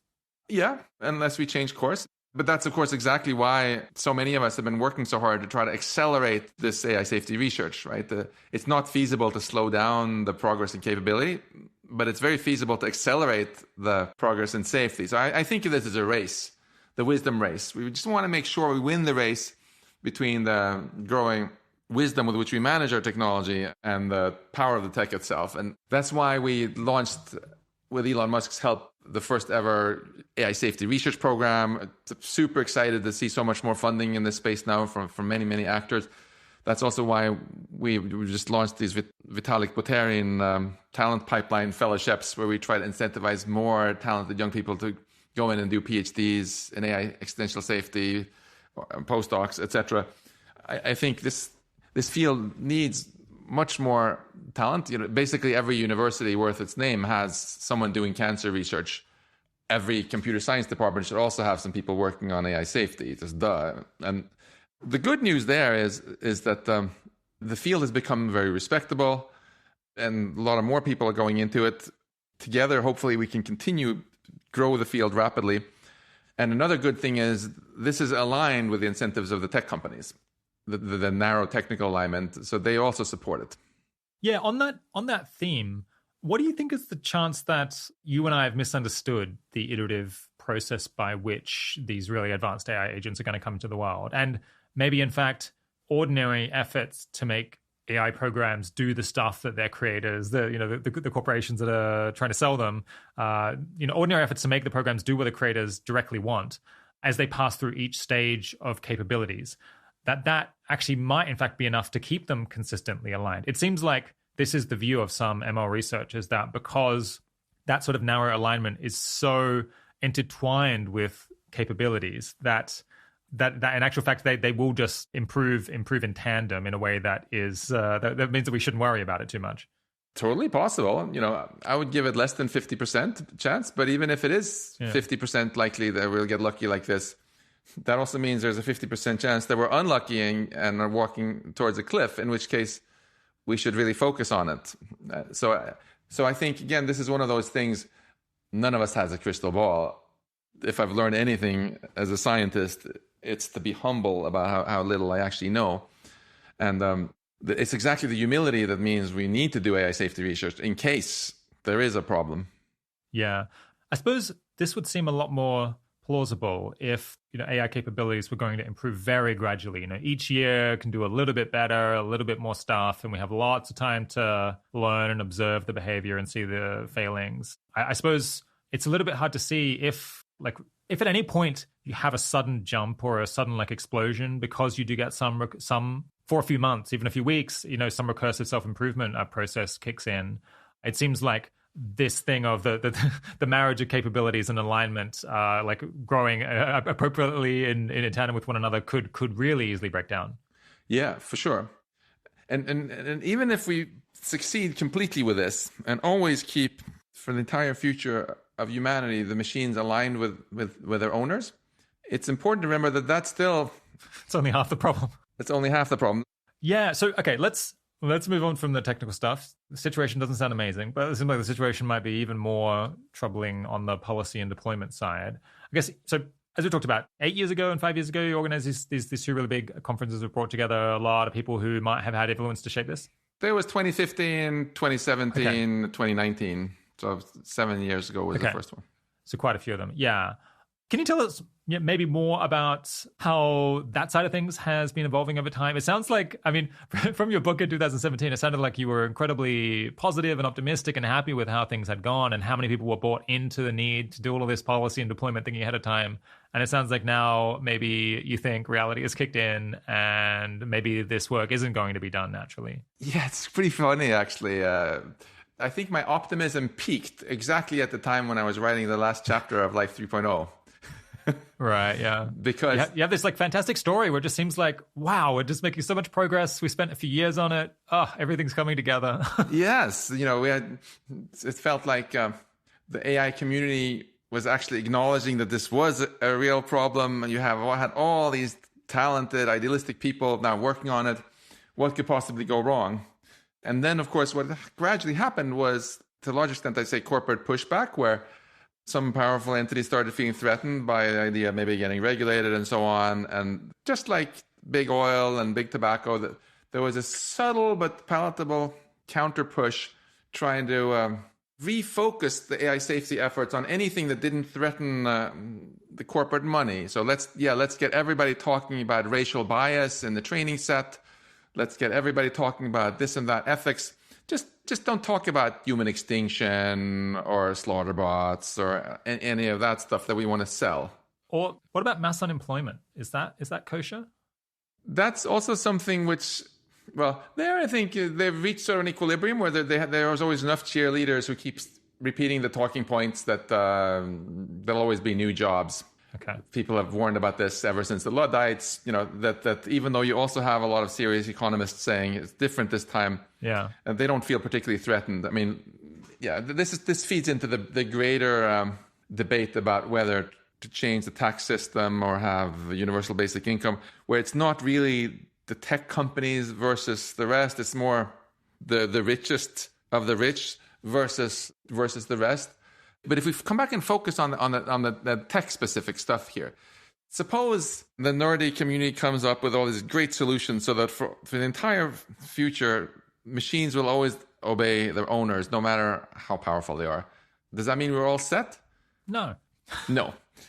So basically, if we're in a situation where we go into a kindergarten, we have all these perfectly nice and friendly kids, and you give them, say, hey, here's a box of hand grenades and chainsaws and circular saws. Well, have fun playing with these. What could possibly go wrong? They clearly don't have the wisdom to manage technology this powerful. And this can happen at a larger scale of society as well. I often feel that name whatever politician you want, give them a box of 13,000 hydrogen bombs. I'm not completely filled with confidence that they have all the wisdom needed to manage this wisely. And now go give them artificial general intelligence. And I feel even less confidence. We've seen previous examples, even where an entire human population managed to drive itself extinct, like on Easter Island. Someone has a great idea, let's chop down all the trees, and yay. And then by the time they realize their mistake, they just can't recover. So I would very much like to continue thinking on this, about this multi-scale alignment business to avoid that we humans basically get hoisted by our own petard. Yeah, it's interesting to think about the alignment thing in the context of nuclear weapons. I suppose the technical alignment question is maybe an analogy is like making sure that the nuclear bombs don't explode on their own, like without being asked to. But nonetheless, we have solved that problem. We have made sure that nuclear bombs probably aren't going to explode unless we get them to. However, that does not make the situation completely safe. And of course, you'll never get, I think, an AI that's doing all kinds of new things and being asked new questions and to solve new problems all the time to be anywhere near as stable as a nuclear bomb just sitting there. And yeah, it's a far more like general technology. And that's a great example actually with nuclear, because that's quite right. We haven't had a hydrogen bomb that just randomly blew up. We solved the technical part there. Yet, one of the things we do with the Future Life Institute is we have this annual celebration of an unsung hero who did something great. And one year we celebrated Vasily Arkhipov, this guy who single-handedly averted a Soviet nuclear strike on the U.S. And, I'm very grateful that he was there and happened to do it. It was just a random coincidence that he even happened to be on that submarine. If he hadn't been there, they would have launched because the captain and the political officer had already decided to launch. But he happened to be on that sub out of the 4 in the fleet. And because he happened to outrank the captain, he could stop it. Another year we gave a Future Life Award to Stanislav Petrov for, again, helping avert another accidental Soviet nuclear attack on the U.S. And if he had been replaced by an AI, actually, Petrov, we might have had World War III that year. So this already goes to show that it's not enough to make the technology obey the humans. You also have to give the right incentives to the humans. And when we build really complicated human systems, sometimes they fail. Yeah. So something that's a little bit puzzling here is that it seems like it's in the interests of, in as much as you believe that AI is going to advance a lot, it's going to have massive influence in society, it could end up being the most important invention ever. It seems like it's in the interests of all of the individual staff at Google that things go really well, that we create a flourishing future. It's in the interest of all of the shareholders of the company. It's even, in a sense, in the interest probably of the company in terms of maximizing its profits that the deployment of AI produce a generally flourishing humanity and economy and so on forever. Just like it was in the interest of everybody on Easter Island that they didn't go extinct. Yeah, and so to some extent you wonder, it seems that it requires not only some potential conflict of interest between Google and society as a whole, but actually a certain narrowing focus of specific people who are making decisions within a corporation to not think about the century-long vision that you might have of a truly flourishing company and what kind of world it wants to be involved in creating. Absolutely. Yeah, so I've been thinking a lot about this question of why we keep falling so short of our potential. I have a sort of 3/4 written paper about exactly this. It's called "Why Does Humanity Fall So Far Short of Its Potential?" And we've sort of alluded to two of the key reasons there. I want to rise above the silly finger pointing and say it's because of politician X or whatever, and look at the actual dynamics that are happening instead. Right? How can you end up in a situation where something takes place that nobody really wanted? One mechanism has been very extensively studied in game theory, from Prisoner's Dilemma to the Tragedy of the Commons, where we can set up these situations where everybody is just following their own incentive, and you end up in a much worse outcome than you could have ended up with if people cooperated. Right? For someone listening to this, if they just want to read one thing, I would recommend Meditations on Moloch. Yeah. On Slate Star Codex by Scott Alexander, full of great examples of this. These sort of things happen a lot in our society, and the nuclear arms race is a perfect example of this, where you have the US, the Soviet Union, now Russia, they're all following their incentives, and there was a 75% chance that we would have had World War III during that Arkhipov incident, because there were 4 submarines. We lucked out. He was on that one. If that had happened, it would have been that kind of failure, a so-called multipolar trap, as game theorists would call it, or a shitty Nash equilibrium, if you're an economics buff. Yeah. So the basic antidote to those problems is always coordination, better coordination, which is hard. That's why we still haven't solved climate change, for example, or for that matter, the nuclear arms race. But it's even worse, because that's not the only issue. We've already alluded to it a little bit. Another issue is, even if we tried to always do what was in your own personal best interest, Suppose someone had solved this multi-scale alignment, okay, and set up that things so that if you just did what was in your interest, followed your incentives, things would work out great for everyone. You might not be able to figure out actually what's best for you because the world is complicated, right? If you had some sort of fictitious, infinitely powerful super hypercomputer, you could think through every possible action and what impact that would have. But we don't have that. We are what in machine learning nerd speak is known as an agent of bounded rationality. We have a finite amount of neurons, a finite amount of time to think, and we have to divide that between doing many different tasks. And because of that, we can be hacked and we can often fail. When we lived in our natural habitat 50,000 years ago when we were living in caves, then the environment that we had evolved to function in optimally was the same environment we lived in generation after generation. So we developed a bunch of heuristic hacks, like when you feel that when there's not enough nutrients, you have this thing called hunger and you eat stuff. Or when you're thirsty, you drink stuff if it doesn't taste weird. And if you see someone who you find very attractive, and maybe you can make some copies of your genes, and maybe you should fall in love with this person, so you take care of them. So in other words, evolution implemented a bunch of shortcuts which weren't actually the full computation, but they generally made us make really useful rules of thumb, and they usually worked because we applied them in the same situation they had been optimized for. Then we started inventing so much technology that we radically transformed the environment we lived in, and our old rules of thumb went from being good to sometimes being counterproductive. Like now, this idea that you should always eat anything that you find that tastes sweet or fatty caused an obesity epidemic. And so you can already see how this fact that we have bounded rationality has started to cause some problems. Also, the high levels of aggressiveness that might have been optimal when we lived in small groups and didn't meet strangers very often maybe is less helpful now when you have people packed together with nuclear weapons and stuff. But then something else is happening now, which is making it even worse. Because I would say all of those failures I just listed off, like the obesity epidemic, for example, which come from bounded rationality, they kind of happen coincidentally. It just turned out that this instinct we had to always eat sweet stuff went from being beneficial to not being. It wasn't like anyone had planned it to be that way.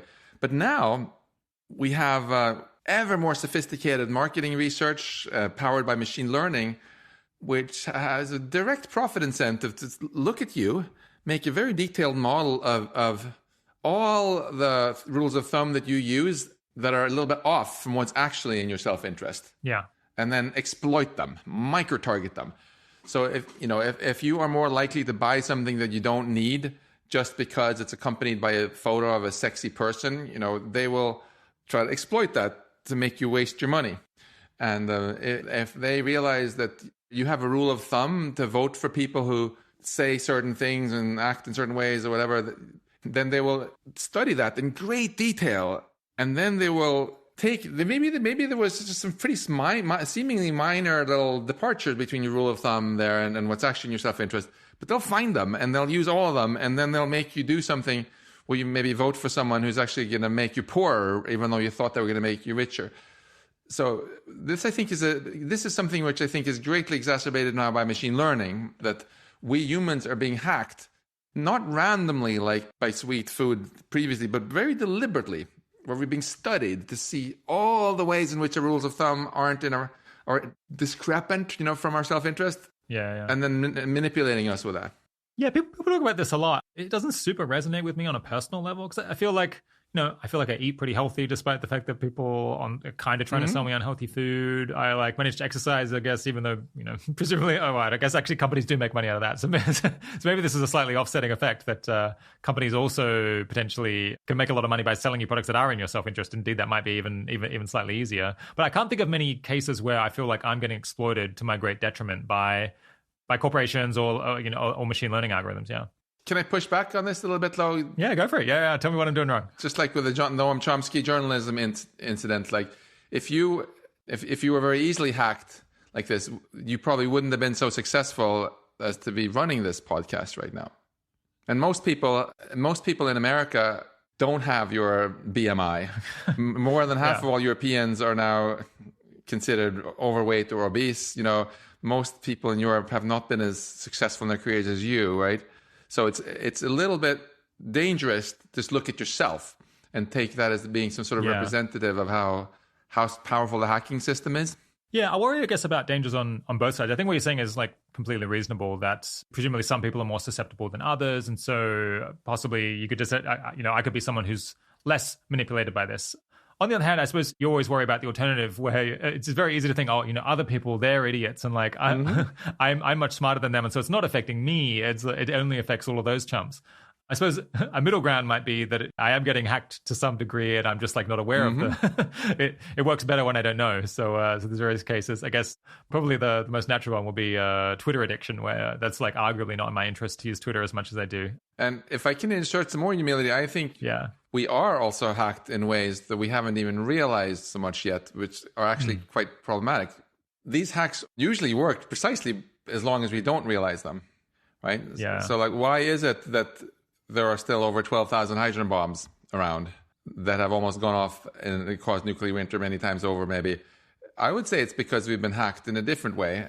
That's so subtle that, we just notice that we almost never read in the news about what would actually happen to London if it got nuked, or the latest research on nuclear winter. We don't hear much about it. We hear a lot about how important it is to put a no-fly zone over the Ukraine right now, and why the United States had to spend $1.5 trillion replacing their nuclear submarines and other weapons by new ones. But for some reason, this is just absent from our Facebook feeds and the front pages of the New York Times. And that's also, I would say, a kind of hacking. It's not done this time by the fast food industry. It's done by the industry that sells these weapon systems, which is one of the most successful industries on the planet, right? Why is it, I don't want to pick on you personally, but like, why is it that there is more outrage right now in the UK about Russia's invasion of the Ukraine than there was about Britain's invasion of Iraq over the weapons of mass destruction? There are serious historians who argue that maybe 1 million people in Iraq were killed as a result of this. Yeah. And is it really because you can make an ironclad case that the British and American invasion of Iraq was so much more morally justified than what Russia did? Or is it because you've been hacked? Yeah, I guess I would usually put that down to something more boring. Like, people tend to be very good at persuading themselves that the things that are in their personal interests, or the things that they perceive as in their personal interests, are just, and the things that other people are doing are selfish and unjust, rather than about being hacked specifically. But maybe you have like a very broad conception of hacking that is maybe encompasses that. Well, if you're persuaded to spend a lot of your money on buying lottery tickets, which some people will refer to as the stupid tax, in what sense is that more hacked than being persuaded to spend a lot of your tax money on invading Iraq? Yeah, I mean, so maybe a difference is that at least some of the people who are advocating for the Iraq war were not doing it out of perceived personal interest. I suspect that many of them were perhaps mistakenly thinking that it was just and justified what they were doing. I guess in as much as it is someone at an arms company who thinks that it's a bad idea for the world, but actually does just spend a whole lot of money and persuade people to go ahead and do it because they'll make money out of it, then I agree that does sound quite analogous. Wait, are you hypothesizing that the marketing department in an arms company would somehow be much more ethical than the marketing department in a cigarette company? I mean, I don't know how counterfactually causally responsible arms companies are for causing the Iraq war. It seems like there could be other reasons why that happened that aren't primarily related to profit seeking, but I'm just not. So in this particular case, there's a lot of very interesting research that's been done subsequently by historians and others, right? And you like in even more recent, if you look at the biggest think tanks that write these foreign policy white papers in the US, they get like $1 billion per year from arms companies. And why are the arms companies spending $1 billion a year on that if they're not going to get anything back? Yeah. I mean, I think I buy the broader point in general that we should probably expect overuse of arms and over militarization relative to what is in a country's best interests, because there's like more of a concentrated interest that is able to advocate in favor of that. And I guess maybe I could think of some biases in the other way, but I think that is the tendency that we see. Yeah. Yeah. So I agree that is analogous, or at least like partially analogous to the lottery ticket case.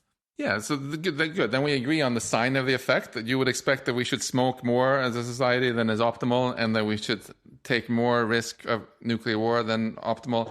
In both cases, because the products involved are sold by companies that have a marketing department and they want to improve shareholder value. The incentives are there, and they're going to follow them. Yeah, I think so when we say that we're not hacked, I think it's important though to take this broader view, especially when we think about existential risk and these really large things, because I think looking at you here on the camera that the listeners can't see, you look like you've been handling the personal risk of dying of heart attack quite well. You look fit and healthy, and that's all good. Thanks, Max. But I would say that if the risk of dying of a nuclear war is 1% per year or something like that, or maybe higher if you live in London, that one, I think you and I have been, and our friend groups have been just as hacked as everybody else had, because it's really very hard to justify why humanity should want to adopt this kind of really reckless long-term strategy where you're just kind of playing Russian roulette, year in and year out. And I think to understand why it happens, we can't get a full explanation by just looking at the incentives, of course, that the manufacturers of those who profit from this have. One also has to look at the mechanisms by which they do the hacking, by making you always fear something which justifies buying these weapons, by always portraying your own country as the righteous one and not the other one. And I mean, I find it just really interesting to compare the public goodwill enjoyed by Tony Blair versus Vladimir Putin. It's not the same for the two of them, right? No. Tony Blair is a sort of elder statesman. A very large number of people really hate Tony Blair, for what it's worth, in the UK. Mm-hmm. There's like definitely a contingent that despises him. That's maybe like larger than I would have predicted 10 or 20 years ago. But no, I agree. Vladimir Putin is held in worse esteem. And also, if you accept that, if Vladimir Putin had said that he was just invading Ukraine because he believed that they had weapons of mass destruction, and then he invaded the country and successfully invaded it, actually, and then later said, oops, there were no weapons of mass destruction, but I really believed it at the time. Yeah. Would you feel great about him then? If he was sincerely convinced that there were those weapons? I mean, it's complicated. Like, you might think this person is an idiot and incompetent and has been grossly immoral. I think you probably would have different expectations about what other countries they might invade and under what circumstances. Mm-hmm. I mean, in as much as they're just like different generating motivations, then they just lead to different forecasts about the kind of risk going forward. Yeah. But if you just analyze this at the systems level, right? Yeah. If you just compare the amount of sanctions that were placed on the United Kingdom over their invasion of Iraq with the amount of sanctions placed on Russia now, would you say that they're about equal or? I would say there's a substantial difference, yes. Why? Well, let's see. So, I mean, which countries would have tried to place sanctions on the US? I mean, I guess it seems like it would have been very costly because the US is a larger fraction of the global economy, and just like many other countries, did not super care enough about the Iraq issue in order to pay a massive cost, in order to like slightly harm the US, in order to like slightly change their foreign policy. I mean, sorry, you're grinning. So I guess you would emphasize a different explanation. Yeah, I'm just having fun giving you a hard time here about that when you said you were never hacked. Yeah. But the interesting point I'm trying to emphasize here just is how important the role of information is. Yeah. In all of these things, because what we believe about the world has a really major impact on how we act as a species, right? The reason that we're sanctioning Russia now much more than we sanctioned the United States and UK over the Iraq invasion isn't because we felt that somehow the invasion of Iraq was incredibly justified for those weapons of mass destruction. It has more to do with the beliefs we had about who is the good guy, who's the bad guy, and various other things.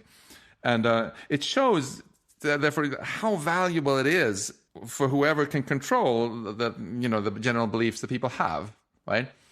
And this is also nothing new, I'm saying. You can go read Machiavelli from the 1400s, and he lays out there how important it is to have a good propaganda. Yeah. What I'm really interested in for this conversation is just how machine learning changes this and how that connects in with existential risk. Because in the old days, if you wanted to take over the world, you basically had to go invade it, do it with force, right? Today, if you can control the information flow in a country, that's really all you need to keep winning. You can keep having elections in Russia, and you're going to win them if you control the state media in Russia, right? Yeah. And if you can control the information flow in the West, then you can win elections there also, ultimately. So the interesting thing that's happening now is that most people, especially people under 30, get almost all their news from social media, which they get through big tech companies. And that gives a really outsized power to these companies, not just to make money, but to actually control the reality that people think that they're living in. Yeah. Well, and to shape the direction and choices of a whole society. Exactly. So I think you and I both really believe in the democratic ideal that we should have the society going in a direction that's good for all of us, not just for the owners of some companies, no shade on them. And for that to happen, for us to continue to have a healthy democracy, it's really, really important that the power of this information gathering system also gets put back in the hands of the majority of the people. Otherwise, I see us being on a fast track back into this really nice book written by your countryman, George. Yeah. Yeah, okay. I have a few more questions about AI. Maybe we'll find time for them later. But you really want to talk about the media thing. So let's embrace the media stuff for a bit. Yeah, so I guess you see maybe more than me the AI alignment stuff and disinformation and people being able to form accurate views about the world and understanding the world and being able to make decisions as groups is like deeply connected, it sounds like. I mean, this is a very mainstream concern about disinformation, filter bubbles, tribalism and disagreement within society, and I guess also the potential mass influence of tech companies over public opinion should they decide to exercise it fully. Is there anything that you think people or like mainstream discourse about this topic is getting wrong? Yes, I think the mainstream discourse about this is already exactly where the tech companies want it to be. And politicians want it to be. The fact that the first phrase you used to describe something problematic was disinformation. Yeah. That's what they want you to talk about, right? Disinformation, what does that mean exactly? Even if you go look up the definition in the dictionary, disinformation means information that's not true. And it's usually spread by some nefarious actors, like some foreign country or whatever. And who decides what's true? So, of course, this is also one of the oldest tricks in the book. If you're an authoritarian government and someone is criticizing you for being corrupt or inept or whatever, you're going to accuse them of spreading disinformation. Yeah. It goes by different names and different time periods. Hundreds of years ago, you would be called a heretic for saying things that disagree with the establishment. As a physicist, I can't help think of Galileo. If he had tweeted out, "Hey, folks, Earth is orbiting the sun," that would probably have been flagged by Pope Urban VIII's fact-checking system, saying that this get a link to PolitiFact violates our community guidelines, because our authorities say that you come get the truth instead from Pope Urban VIII. We've learned in science to be really humble about this business about truth, and we realize that it's really hard to figure out what's actually true. If it were so easy to figure out what's true that we could delegate it to some fact-checking committee run by the government or some company or whatever, you should totally fire me immediately from MIT. We wouldn't need researchers, scientists. Yeah. Even after the Galileo fiasco, we spent 300 years believing in the wrong theory of gravity. Your British one, Newton's one, until Einstein realized that was also wrong. So to really succeed as a species and actually find the truth, we have to be very humble and acknowledge the fact that sometimes the thing that almost everybody thinks is true is actually not true. We're much better off if we have a more sophisticated system for going about this. The most sophisticated system we do have so far with a track record is science itself, right? And so I started thinking a lot about this New Year's resolution that I'm not allowed to whine about stuff unless I do something about it. And now you've heard me whine already for several minutes about the sorry state of the media system. So what are you doing? So it's put up or shut up is what it was. So I thought that since machine learning is contributing to making things worse, in my opinion, and since I also believe that technology isn't evil, but just a tool, then ergo, it would probably be possible to use machine learning in the opposite direction and help it improve the situation. Like, how can you use machine learning for a more data-driven kind of fact-checking, what's actually true? How can you use it to empower not the big companies or wannabe authoritarian leaders, but empower the individuals instead? And when you start thinking about it, you realize that it's just code. It can be used both ways. And what's nice about code also is it's just bits, so it's free. If you develop something at a university and you give it away to people, it's open source. MIT is one of the pioneers, in open source.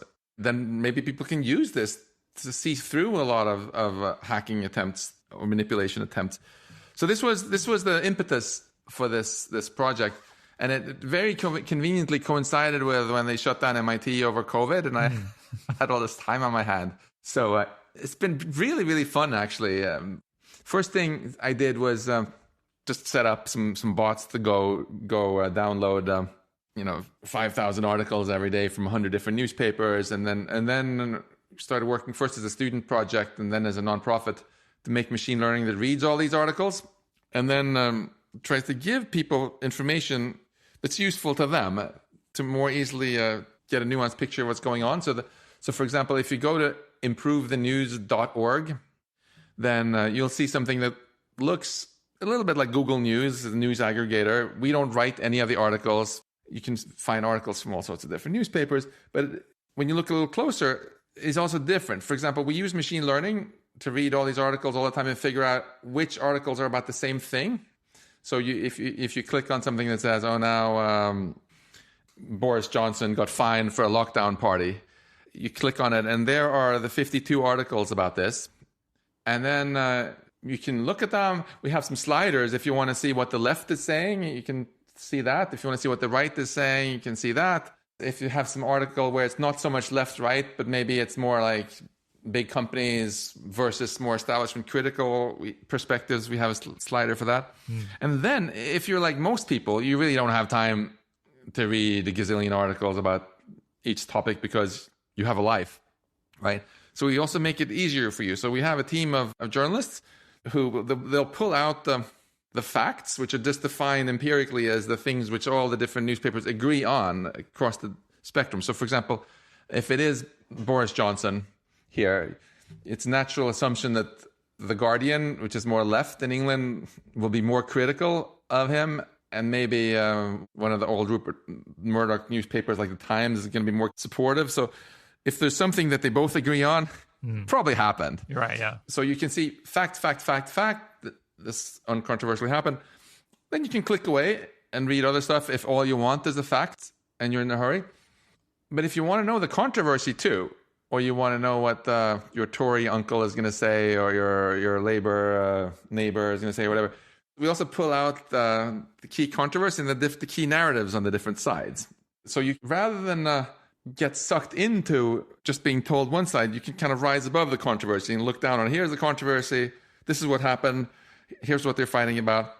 I think about it kind of like if you have two friends who got divorced or are getting divorced. If you want to know what happened, you probably want to talk to both of them separately. Yeah. and anything that they both agree on, it probably happened, right? Yeah. And then it's also interesting to get the two narratives. And then another thing, if you look at this Improve the News site, sometimes you see also a nerd narrative. I don't know if you've come across any of those. I did see that, yeah. So this is another thing which is very central in scientific truth finding, where you get trusted as a scientist not because you have a nice tie or you're really rich or your daddy is the king. You get it because you made predictions in the past that turned out to be correct, right? Yeah. Einstein made a bunch of predictions which sounded completely insane, such as that time would slow down, you move fast, and Mercury would move different from what Newton said, and a lot of people said this is nuts. But then they measured, his predictions were true, so his trust score kind of went up. And in the same spirit, there's this project called Metaculus, which was founded originally by my friend and Future Life co-founder Anthony Aguirre, and now run with Gaia Dempsey and a bunch of other awesome people, which is exactly this kind of trust tracking system. And we're working together to build up trust scores for journalists, for newspapers, for public figures, not based on anything subjective, but just on their actual track record with past predictions. Right. Yeah. And then improve the news.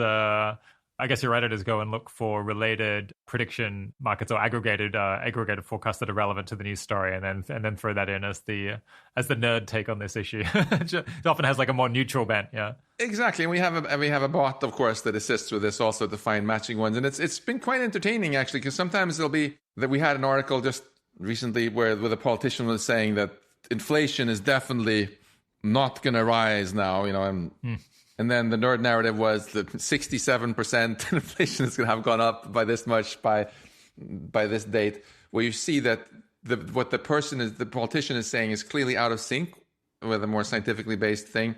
It was also very interesting during the Ukraine invasion to see how the nerd narrative said that there's a 90% chance that Kiev will fall by April 1st. Pretty quickly went to 80%, 60%, 20%, 5%, 2%. Yeah. No, I was watching that very closely. Yeah.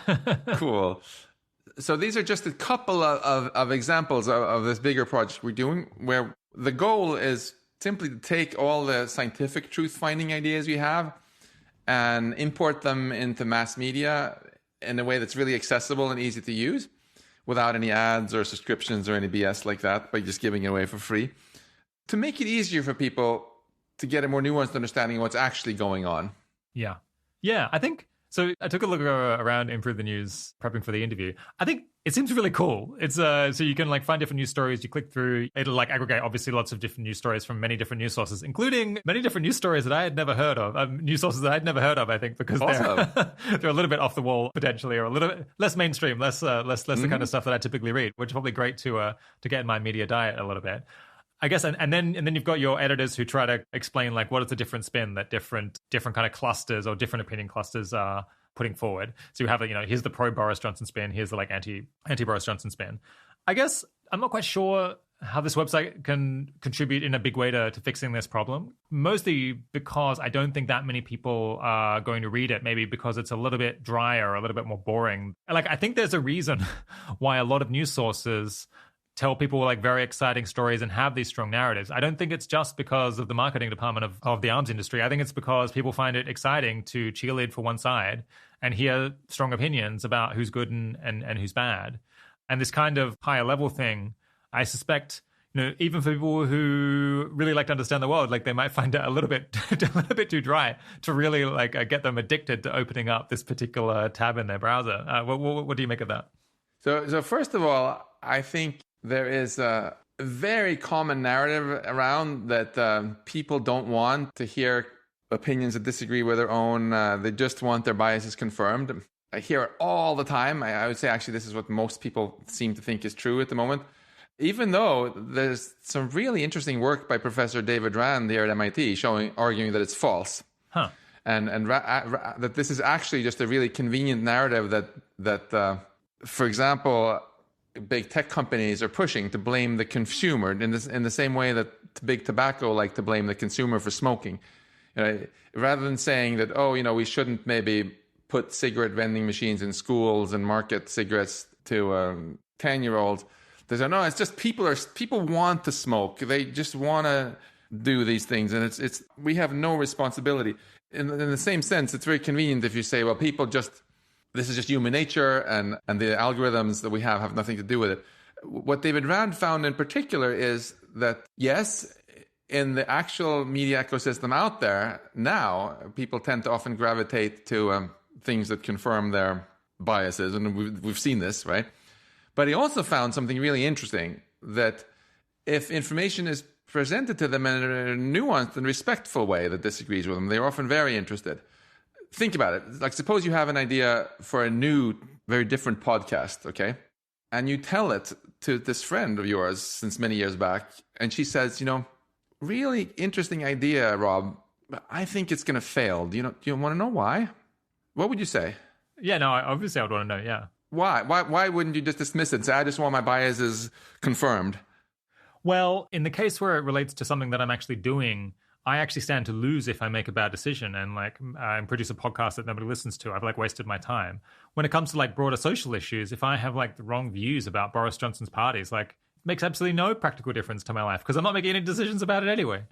So that's one reason. Well, what if you're about to vote and you're persuaded that if you vote for Boris Johnson, you're going to get financially much better off? And if this old friend of yours comes and says, there's this interesting thing you might want to know. Well, I actually think your net post-tax income, inflation adjusted, is going to go down. Wouldn't you want to hear it? I mean, to some degree, but voting versus buying a product are extremely different things. If I spend money on, a bike and it's a rubbish bike, then I've wasted all of my money. If I vote for the wrong person, the probability that changes the outcome is, well, in the seat that I happen to live in the UK, it's the probability of changing it is zero because it's not a marginal seat. There's no chance that my vote could change what the government is. So in actual fact, it is neither here nor there really whether my views about that is right or wrong. But don't you still put some effort into trying to figure out what the actual impact is going to be of different politicians' policies? To some extent, but because you feel it affects the country. Yeah, so I think it requires you to. The motive that does make sense is if you're altruistic and you care about society as a whole, and I guess you do live in a marginal seat where your opinions matter, then it could make sense to take the effort of reading things that you find challenging in order to improve your views. I mean, I think I would like to think that I try to do that within reason, but I think the truth is probably I am more motivated when it comes to concrete decisions in my life, who to be friends with. The accuracy of my information there bites a lot harder, and I'm more likely to be scared of making a wrong decision. Do you see what I mean? So there is, of course, the issue of voting and whether your particular vote will make a difference. But yeah, in the aggregate, I think you'll agree that Adolf Hitler actually won an election, right? Most Germans thought that voting for Hitler in that election was going to work out great for them, right? That turned out to be factually incorrect. Sure. Did not work out so great for those Germans, right? And if they had access to some less biased information and realized that it was probably not going to work out so great, maybe they would have voted differently. Yeah, I mean, it just seems like a collective action problem, right? Where if you could get everyone together to all decide to either do a lot of research or not do very much research at all about whether Hitler is going to be a good leader, then they would like to decide to all put in a bunch of effort. But as an individual, given that your vote is so unlikely to change the outcome, we're talking, one in many millions, it makes more sense just to emigrate if you don't like it. Now, of course, people are more altruistic than that, and they do care about their society, but you don't exactly get feedback when you make a mistake. But so Rob, yeah. It feels like we're conflating two separate problems, which are both interesting. It seems like on one hand, there's a question of, I could take everything you said and turn it into an argument for why you should never vote in the first place, just because it's a waste of your time, right? Well, you only should vote if you're place a lot of weight on the well-being of others, I think, or you enjoy it for its own sake, expressing your opinion. Mm-hmm. So this is a very interesting argument one can have. Yeah. Should you vote? Should you not? And you can also argue, which is an excellent topic for effective altruists, I think, to think of alternative voting systems and other ways of influencing society where people have more of an interest to actually wield power over society. Yeah. But I think that is quite separate from the question of the information flow and whether it's a good thing or a bad thing to make it easier for people who want to have it to get accurate information about the world. Yeah. And I think the latter is also quite important. And if you go back and look at big mistakes that countries have made, and I think personally that the Germans made a huge mistake voting for Hitler. I think it was also a huge mistake for the US and the UK to invade Iraq in hindsight. Yeah. And if you want to make sure that we don't make these kind of mistakes in the future when we have big elections where people are arguing about what you should do with artificial intelligence or universal basic income or whatever, part of the solution has to be that there has to be some way of getting reliable information, right? If that doesn't exist, you don't even have the luxury of casting a well-informed vote. And I think what particularly motivated me here is, my pledge to not bitch about things if I wasn't going to actually do something about it wasn't that I'm allowed, can earn the right to complain only if I dramatically transform the future of the world. It was just do something. And I agree with you that a lot of people don't even read newspapers at all. But the fact that even most of my colleagues where I work are very educated and actually read newspapers online all the time, even most of them, I find, have been very hacked in certain ways. They're usually very ignorant about artificial general intelligence and these issues. Many of them were for the Iraq war before they were against it, et cetera, means that there are even lots of people out there actually who you don't even have to convince to go look for this kind of information, who just don't have access to it. What happens instead, and this links back to David Rand's research, is without something like Improve the News, if you just decide, well, suppose someone says that I'm a Democrat and I'm kind of curious what those Republicans think. So where do I find out that? So they go click on Breitbart News, and then they look at the front page, and already after the first 20 seconds, they feel just really offended that they see a photo there of their favorite politician where they clearly looked at 20 photos and picked the ugliest one. Yeah. And then I've literally had this experience. Yeah. I just feel like I can't take this. I'm closing this tab. Yeah. I think I might have made 30 seconds rather than 20 seconds, but yeah. We did a machine learning project actually where we just tried to predict the political bias of a newspaper by how ugly or good looking Donald Trump looked and Hillary Clinton looked. And it worked frighteningly well. That is very interesting. So what we're doing differently with Improve the News is here, we have this nuanced slider. You can see contrary opinions, but they're actually presented in a very respectful way. I think about it kind of like, my vision for this was, suppose I'm sitting on an airplane and I realize that the person next to me has a very different political opinion. If I ask them very respectfully to explain a bit what they think, I'm going to get a pretty friendly explanation, right? And they're not going to try to piss me off. So if I'm going to go read that sort of stuff, I would like something like that also, which is exactly the opposite of what gets the most clicks. So it's actually quite hard to find people who will disagree with you respectfully. The financial incentive in media today, where it's all about clicks, is to always present the opposing narrative in a mocking fashion to make it sound as ridiculous as possible, right? So take some random controversy like abortion, for example. Right? You can either describe the position of those who are against abortion as saying that they feel, maybe believe that the unborn child has a soul and that needs to be protected or whatever. That's what you would say. That's what maybe they would say. Or you could say there are a bunch of total nutcases who just want to completely take away any right to the woman that a woman has over her own body. Or on the other side, you accuse everybody who's for legal abortion to be a baby killer. And it's the latter kind of description that we usually face in the media because that's what gets the most clicks. And the effect it has is it makes people think that those who disagree with them are basically insane. Yeah. And just bad people that just have to be destroyed. Whereas we try to do exactly the opposite with our narratives, that we always present each one the way that side would present it. So we hire journalists from across the spectrum and we have each narrative written by someone who kind of agrees with it, so that you can come away reading it and be like, well, I disagree with that point of view, but I see where they're coming from. Yeah. And that way we spread less hate and more, not love necessarily, but at least more understanding. Yeah, it'd be great to get that paper you're referring to that suggests that people are interested in hearing respectful presentation of views that they disagree with. But you already confirmed that you yourself are interested in that also, right? So it's not such a shocking conclusion. No, I think that does make sense. It's also true that I enjoy reading like people who agree with me explaining why I'm right. I think it's the duality of humanity, right? We have like different conflicting tendencies.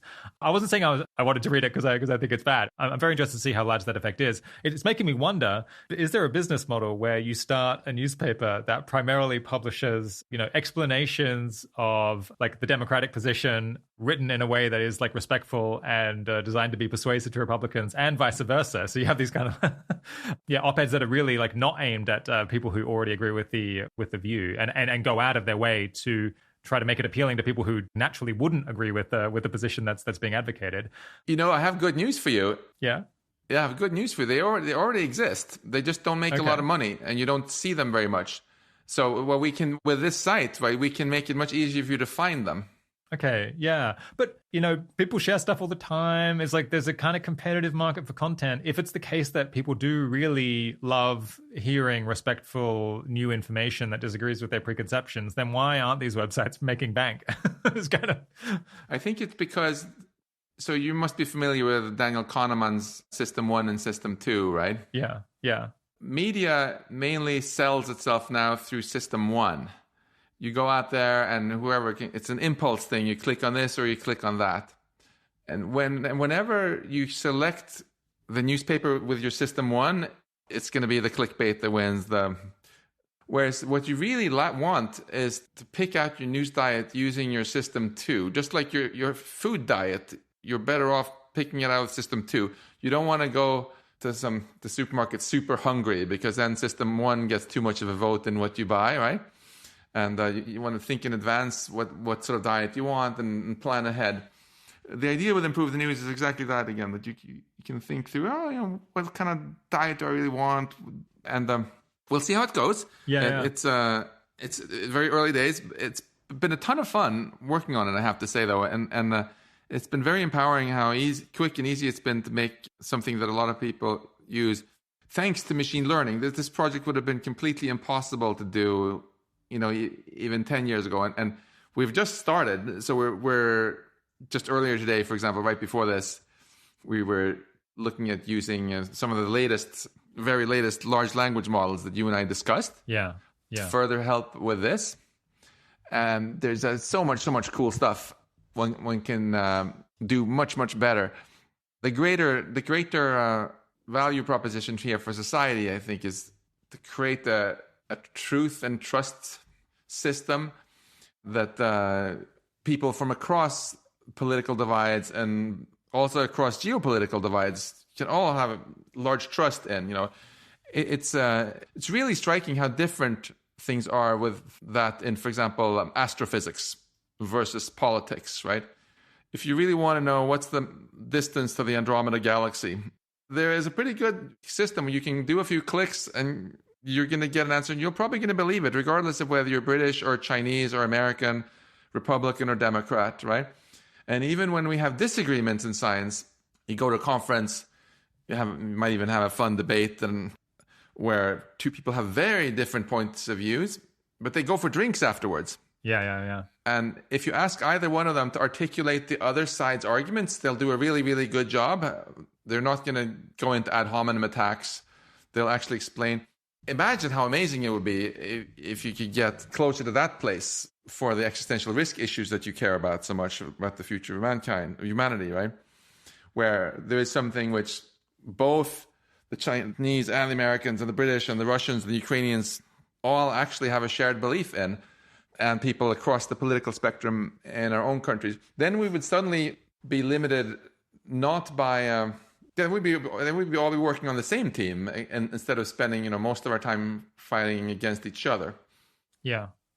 I think one interesting experience that I had looking at Improve the News is just that it was like seeing the headlines from places that I wouldn't normally read was making me curious about like what do people from that perspective think, where previously I kind of wouldn't have been very salient. So I'm like reading the stuff about Ukraine and I'm like, yeah, what do like non-interventionists say about Ukraine? I haven't really encountered any of that typically. And just like seeing that it's out there, I'm more likely to go and read something like that than when I'm scrolling through Twitter, where realistically I don't have people who have like, very, very different views whose feeds I'm checking all the time, which is probably a bad habit, but nonetheless, like getting more conflicting ideas into people's news feeds regularly is probably a good idea, and Improve the News can definitely do that. That's a very interesting thing you say there. In fact, so we also did this nerdy science paper, Samantha Delonzo, this awesome MIT student, and I, where we just asked the question if we could map the news bias landscape in a completely data-driven way, because if you ask human pundits, a lot of people on the left will say that Fox News is biased, but New York Times is not, and CNN is not, and then people on the right are going to say no, Fox is not biased, but CNN is, and it's like Einstein's relativity. What do you make of this? But we wondered, what if you just listen to the data itself? So we took 1 million articles from 100 newspapers and just gave the machine learning this really simple task. For each article, predict which newspaper wrote it. And it was surprisingly good. And so we weren't, so then of course that begs the question, how did it do it? What is it about the article? It must be because there's some kind of bias. What did it pick up on? And we discovered that there was some very simple stuff, which is actually quite entertaining, that it picked up on. It just noticed that the frequencies of using certain phrases varies dramatically. So if you take abortion articles, for example, some newspapers would have the word fetus a lot, where other articles would instead talk about unborn babies. Or if you looked at articles about immigration, some would talk about undocumented immigrants a lot, and then in others you would never see that phrase hardly, but you would often see illegal aliens. Yeah. And just from that, what the machine learning did was it took all the 100 newspapers and put them on a spectrum. It was actually not a one-dimensional spectrum like you might think. It was a two-dimensional spectrum.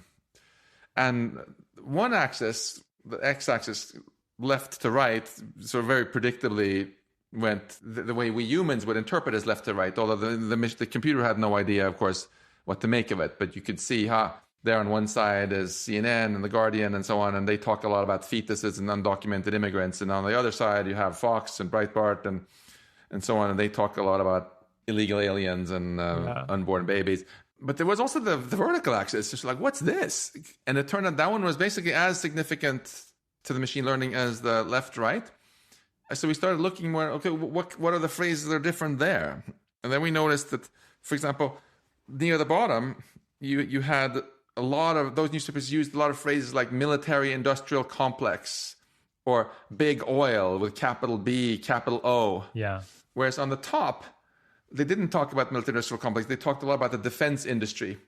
And instead of writing big oil, they would write oil producers. And looking more at it, we also noticed that the newspapers up at the top are all big newspapers, and the one at the bottom are all small newspapers. Yeah. So this we interpreted as the establishment axis of bias, where the bigger ones were more close to power. And the example that you brought up there, sort of like an anti-interventionist stance on Ukraine or Iraq or whatever. We also have a lot of historical data. That's typically been pushed by the small ones. Yeah. In fact, it was quite interesting that in the run-up to the invasion of Iraq over the weapons of mass destruction, the New York Times was one of the ones that pushed the most for the invasion. And Fox News landed right next to the New York Times on the establishment axis on a lot of these topics. So there's not much difference, actually. And what that means is that kind of bias is so much easier to miss if you're just a normal person, because all the big newspapers have it in the same way, and the only ones that don't have it are the ones you never heard of. Right. Yeah, exactly. But if I learned anything as a scientist, it's that if you really want to figure out what's going on, it's important to also listen to minority scientists. Because you never know quite in advance who's right. And sometimes it's like some weird guy named Albert Einstein or whatever comes in from left field that didn't even make it and didn't even get a faculty job in physics. But maybe he's right on this one. Yeah.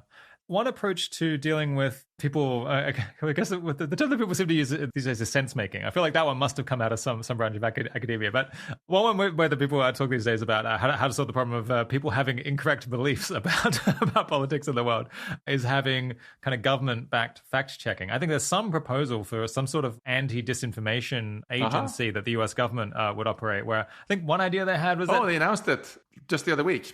What happened? Yeah, we have one now. They just announced it the other week. Okay. And I think they were going to be able to put information below tweets when they thought it was inaccurate. Is that the idea? So that you could like link you off to some page to get corrected about these wrong ideas? We don't know yet exactly what powers have been vested in them. They're presumably quite a bit more than that. Okay. Yeah, I think you're against that. Do you want to explain why? I guess above and beyond just the fact that institutions have been wrong in the past. Yeah, it definitely did not give me great vibes. And I think, frankly, the people who are pushing this generally doing it with the best of intentions. It comes from a good place. Yeah. But you know the saying, the road to hell is paved with good intentions. If we look, for starters, at the history of science, right, we've seen again how hard it was to know what the truth was. And yeah. Physics has been so much better off by being very disrespectful of authority and truth and having people like Galileo sticking, publishing Sticking it things. to the man. Yeah. And what we've also seen is that, of course, we talked earlier in this conversation about regulatory capture. So as soon as you have any trusted entity in society, then it's going to be in the interest of anyone or anything that's powerful to try to control that entity. So why is it that big tobacco funded scientists so much? Because scientists were trusted. So if you can get the scientists a bit more on your side or a little less against you, great, fund them. If there is any kind of fact-checking entity that people start to trust, of course, the politicians are going to now start leaning on it, and the companies are going to start leaning on it. It's just predictable dynamics, right? Yeah. And even if it starts out very idealistic, unless they've built in really good mechanisms to keep it truly independent of power, power will, obviously lean on it. And when it's even in its creation, started by people who already have a lot of power, you really got to worry about that.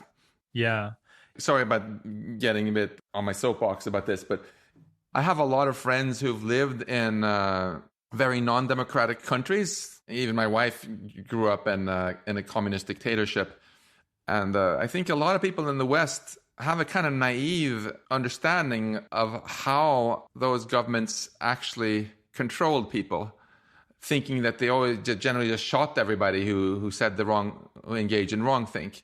The sad truth is they normally didn't have to shoot people. That was very, very rare. Mostly what they just had to do was make sure you knew that you wouldn't get a promotion if you said the wrong thing. My mother-in-law, she wanted to become a teacher, but she wouldn't get admitted to that program in university because they thought she was a bit too bourgeoise from her background, and right. And a famous physics professor, a friend of mine, Alex Vilenkin, he didn't quite do what the communist government in the Soviet Union wanted. So his admission to do his PhD in physics, which is very apolitical, he couldn't go all of a sudden because he'd been put on some weird blacklist. It was just these little nudges here and there. That's usually all it takes. You don't get the promotion, you get publicly shamed a little bit.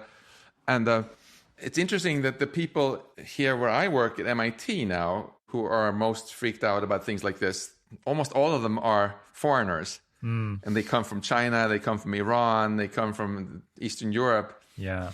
Like, holy shit, I've seen these tendencies before, I don't like it. Whereas most of my American friends what are you worried about? Yeah. I mean, it strikes me as, if I can get on my soapbox for a minute, it strikes me as an absolutely daft idea. I guess for two reasons. So let's say that you're someone who's really worried about, Trump, the big lie, claiming that the election was stolen.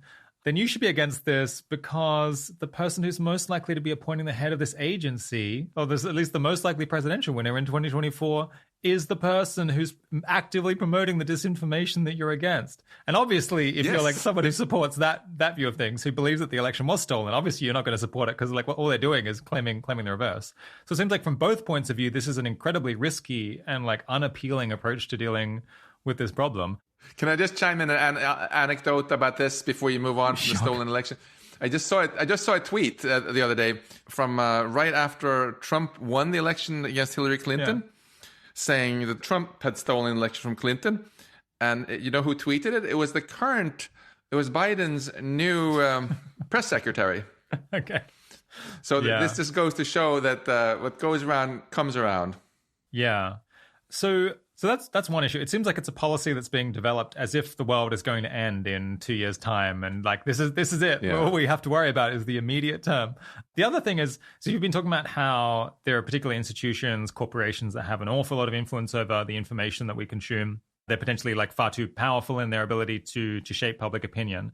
But almost the only institution that is more powerful than them is the US federal government, or governments in general. It's you've got governments and you've got these major corporations, and empowering probably the biggest single player in terms of information and shaping public opinion as an alternative to this other set of organizations. It just doesn't really seem it seems like you need some other third agency or some more distributed process here to establish truth and share information. You just creating more incredibly concentrated sources of power and influence almost just cannot solve the problem by definition.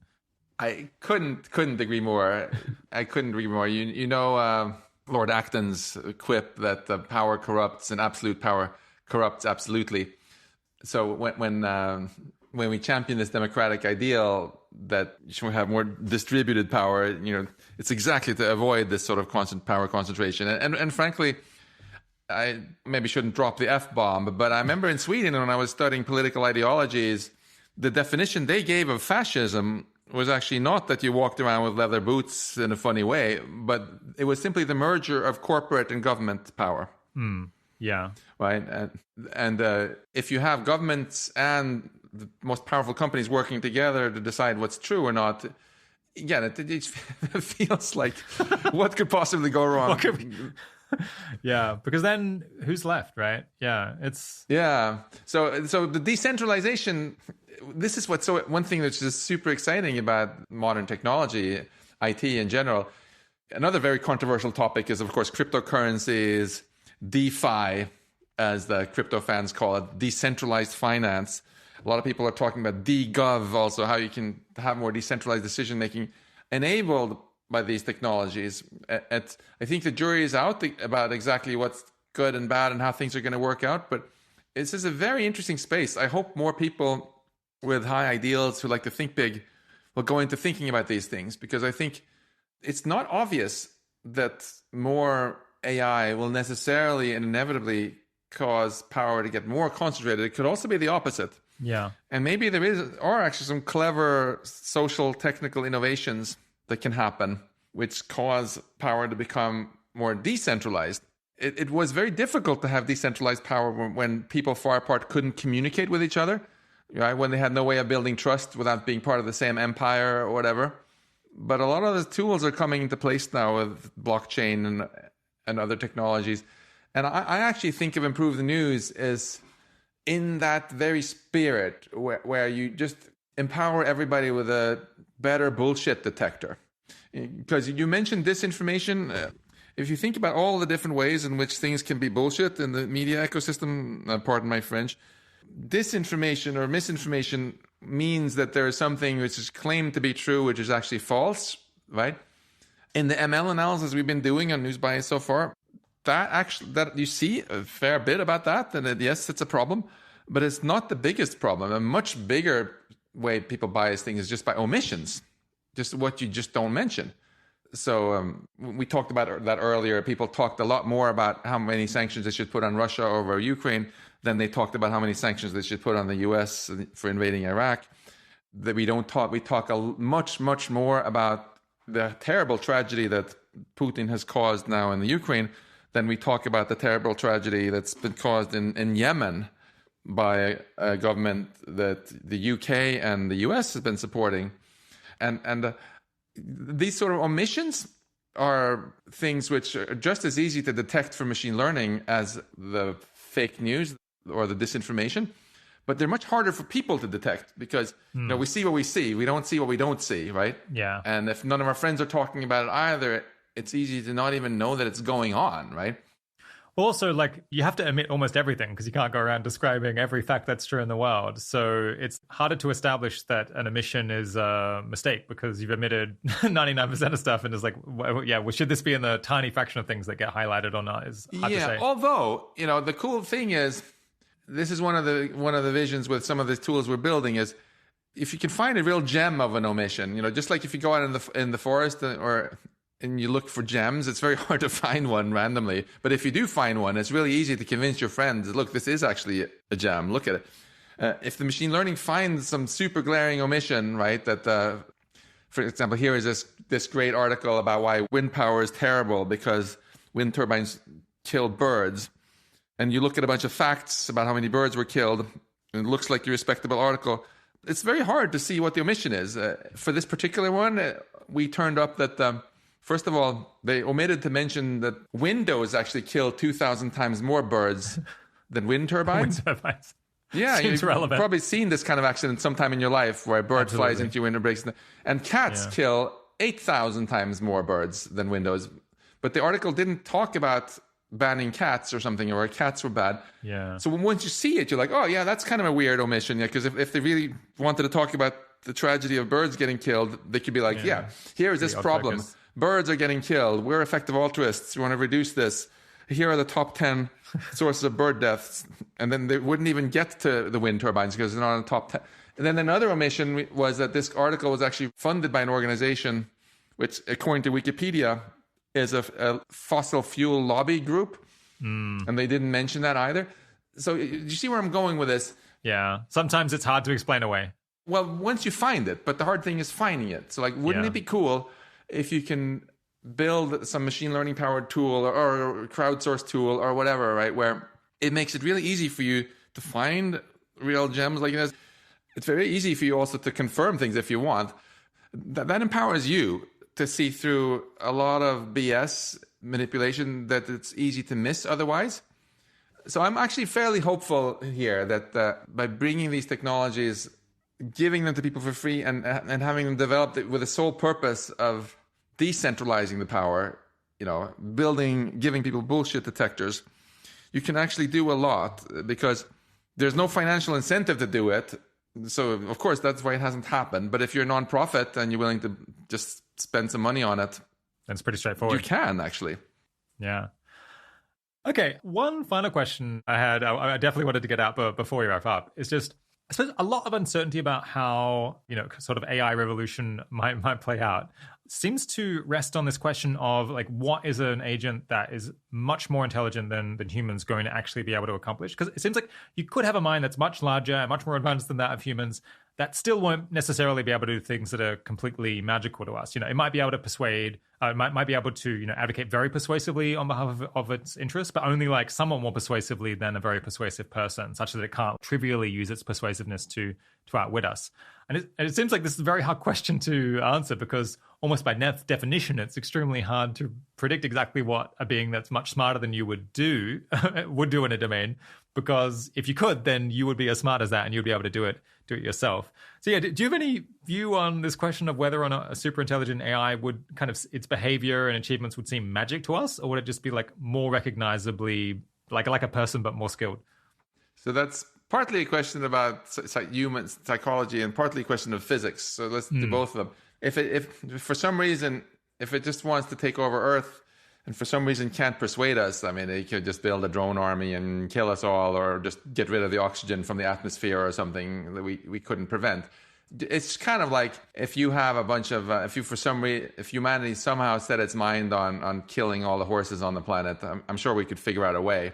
Even if we couldn't persuade them to commit suicide voluntarily or whatever. That, I think, is a given. On the other hand, the laws of physics, the limits set by them, you can't surpass no matter how smart you are, right? And that's why I actually ended up having a lot of fun when I wrote the book, writing a whole chapter thinking through precisely this. So we know there's a speed limit, speed of light. We know there's a limit to how much mass you can put in one place before it turns into a black hole and ruins whatever we were trying to do. There's also a fundamental limit on computation that Seth Lloyd once worked out, et cetera, et cetera. Now, the good news there is that each of those limits are just orders and orders of magnitude above where we are today. On computation, like how much you can compute with a kilogram of matter, if I remember correctly, we're a million times away from that limit right now. So I think for all practical purposes, it would seem like total magic to us if we could experience that kind of technology. Yeah. I guess, are there any examples of that? Because when I think about the areas where AI is already surpassing people, is it better than us at chess, at Go, computer games? In some cases, I think like computer chip design, predicting what movies you're going to like and things like that. I guess actually also recognizing things, so it's a visual recognition. In all those cases, it's clearly like very impressive and like better than us. I'm sure it plays Mario super well and comes up with Go strategies that we didn't. But it's not like unrecognizably different, even though it's had quite a bit of time to surpass us. Is that maybe just because those domains are so restricted in what you could do? I mean, ultimately in Go, all you do is stick down a stone and a point. So like, how impressive can it be? And maybe if you had like the full action set of a person or an agent in the world, that it would be able to think of like much cleverer stuff. That's a really fun question. I mean, first of all, it's important to remember that the AI we have today is still pretty dumb, right? So if you're underwhelmed by some aspect of it, you should be. Yeah. Even though your laptop can multiply numbers together about 1 billion times faster than I can, it's not that profound, right? Or a rocket can go a lot faster than I can go, but it's not qualitatively different. There's probably a limit to how impressed we can get, just because, just like you have to be pretty musical to really hear the difference between the world's best musician and the world's 1,000th best musician. Similarly, like if you're trying to impress a squirrel with your intelligence, you, Einstein, whatever, they would probably all impress the squirrel by about the same amount, right? Yeah. Because it's just so far, but the squirrel can't even appreciate a lot of the subtleties. You're making these weird noises with your mouth, whatever. But maybe the things which would impress us the most is technology that the AI then goes and builds that we can actually see. Yeah, that makes sense. Yeah, I guess the squirrel could appreciate a plane even if it doesn't understand all of the subtleties. Although maybe not as much as you do, because it might think it's just a weird kind of bird. Yeah, that's true. Yeah, there's like one potential issue that we just, even when ML algorithms are doing stuff that's extremely impressive, we might actually struggle to perceive it, which is a little bit alarming. I guess hopefully we will continue to be able to stay alive for long enough to see some of those things, and hopefully they're operating in our interest rather than against us. If I can just have 20 more seconds, since we've Absolutely. talked about some negative stuff, I just want to end on a positive note. Go for it. It's so natural to end up talking more about the negative, because we humans are always better at imagining bad things and good things, right? Yeah. That's why we have much more elaborate descriptions of hell than heaven in religious texts. But the fact of the matter is that what we've learned from science and technology so far is that if we can actually get this right, we have such a mind-blowingly amazing potential where we could help life flourish like never before, living healthy, wealthy, inspiring lives, not just for the next election cycle here on Earth. We could go on for billions of years. We could help life spread, if we're so inclined, into the cosmos and do even more amazing things. Not even the sky is our limit. It's just so inspiring and exciting to think about this that I want to encourage everyone listening to this to really ask themselves what positive future vision they're really on fire about. Because the more we can articulate this and share it with our friends, right, the more likely we are to actually live in that future. Yeah, we'll have a whole lot more about what's to be done and potential career options for people who want to make a difference to this in coming episodes. My guest today has been Max Tegmark. Thanks so much for coming on the 80,000 Hours podcast, Max. Thank you so much. If you're interested in working at Max's Future of Life Institute, there are a few roles up at the moment on the 80,000 Hours job board. One is for a program manager for autonomous weapons in Europe, where your responsibilities would include tracking positions of European countries on an autonomous weapons treaty and monitoring UN discussions in Geneva. They're also hiring a social media manager to represent their organization across a range of social channels and to enhance their online presence. And finally, a position that might be especially interesting to listeners of this show is that they're hiring for a new host and director for the Future of Life Institute podcast. You can find all of those positions at 80,000hours.org/jobs. And I just wanted to add a quick plug for our other show called 80K After Hours. We are ramping up content over there, and you can expect to hear interviews I've done with Kuhan Jayapragasan on effective altruism community building and Andre Jimenez Sorrilla on shrimp animal welfare, as well as audio versions of our articles on space governance and founding new projects to tackle top problems over the next 6 or so weeks. It's a place where we feel both more free to experiment and more comfortable with making content for narrower audiences. But if you're a fan of the show, I am confident you will find something to enjoy over there. In case you missed our earlier releases, you can also go back and listen to Alex Lawson on his advice for students, Michelle and Habiba on what they'll tell their younger selves, Clay Grobard and Robert de Neufville on forecasting the war in Ukraine, and me and Kieran on the philosophy of this show, the 80,000 Hours podcast. You can find that show anywhere you listen to this one. Just search for 80K After Hours. All right, the 80,000 Hours podcast is produced and edited by Kieran Harris, audio mastering and technical editing for this episode by Ben Cordell. Full transcripts and an extensive collection of links to learn more are available on our site and put together by Katie Moore. Thanks for joining. Talk to you again soon.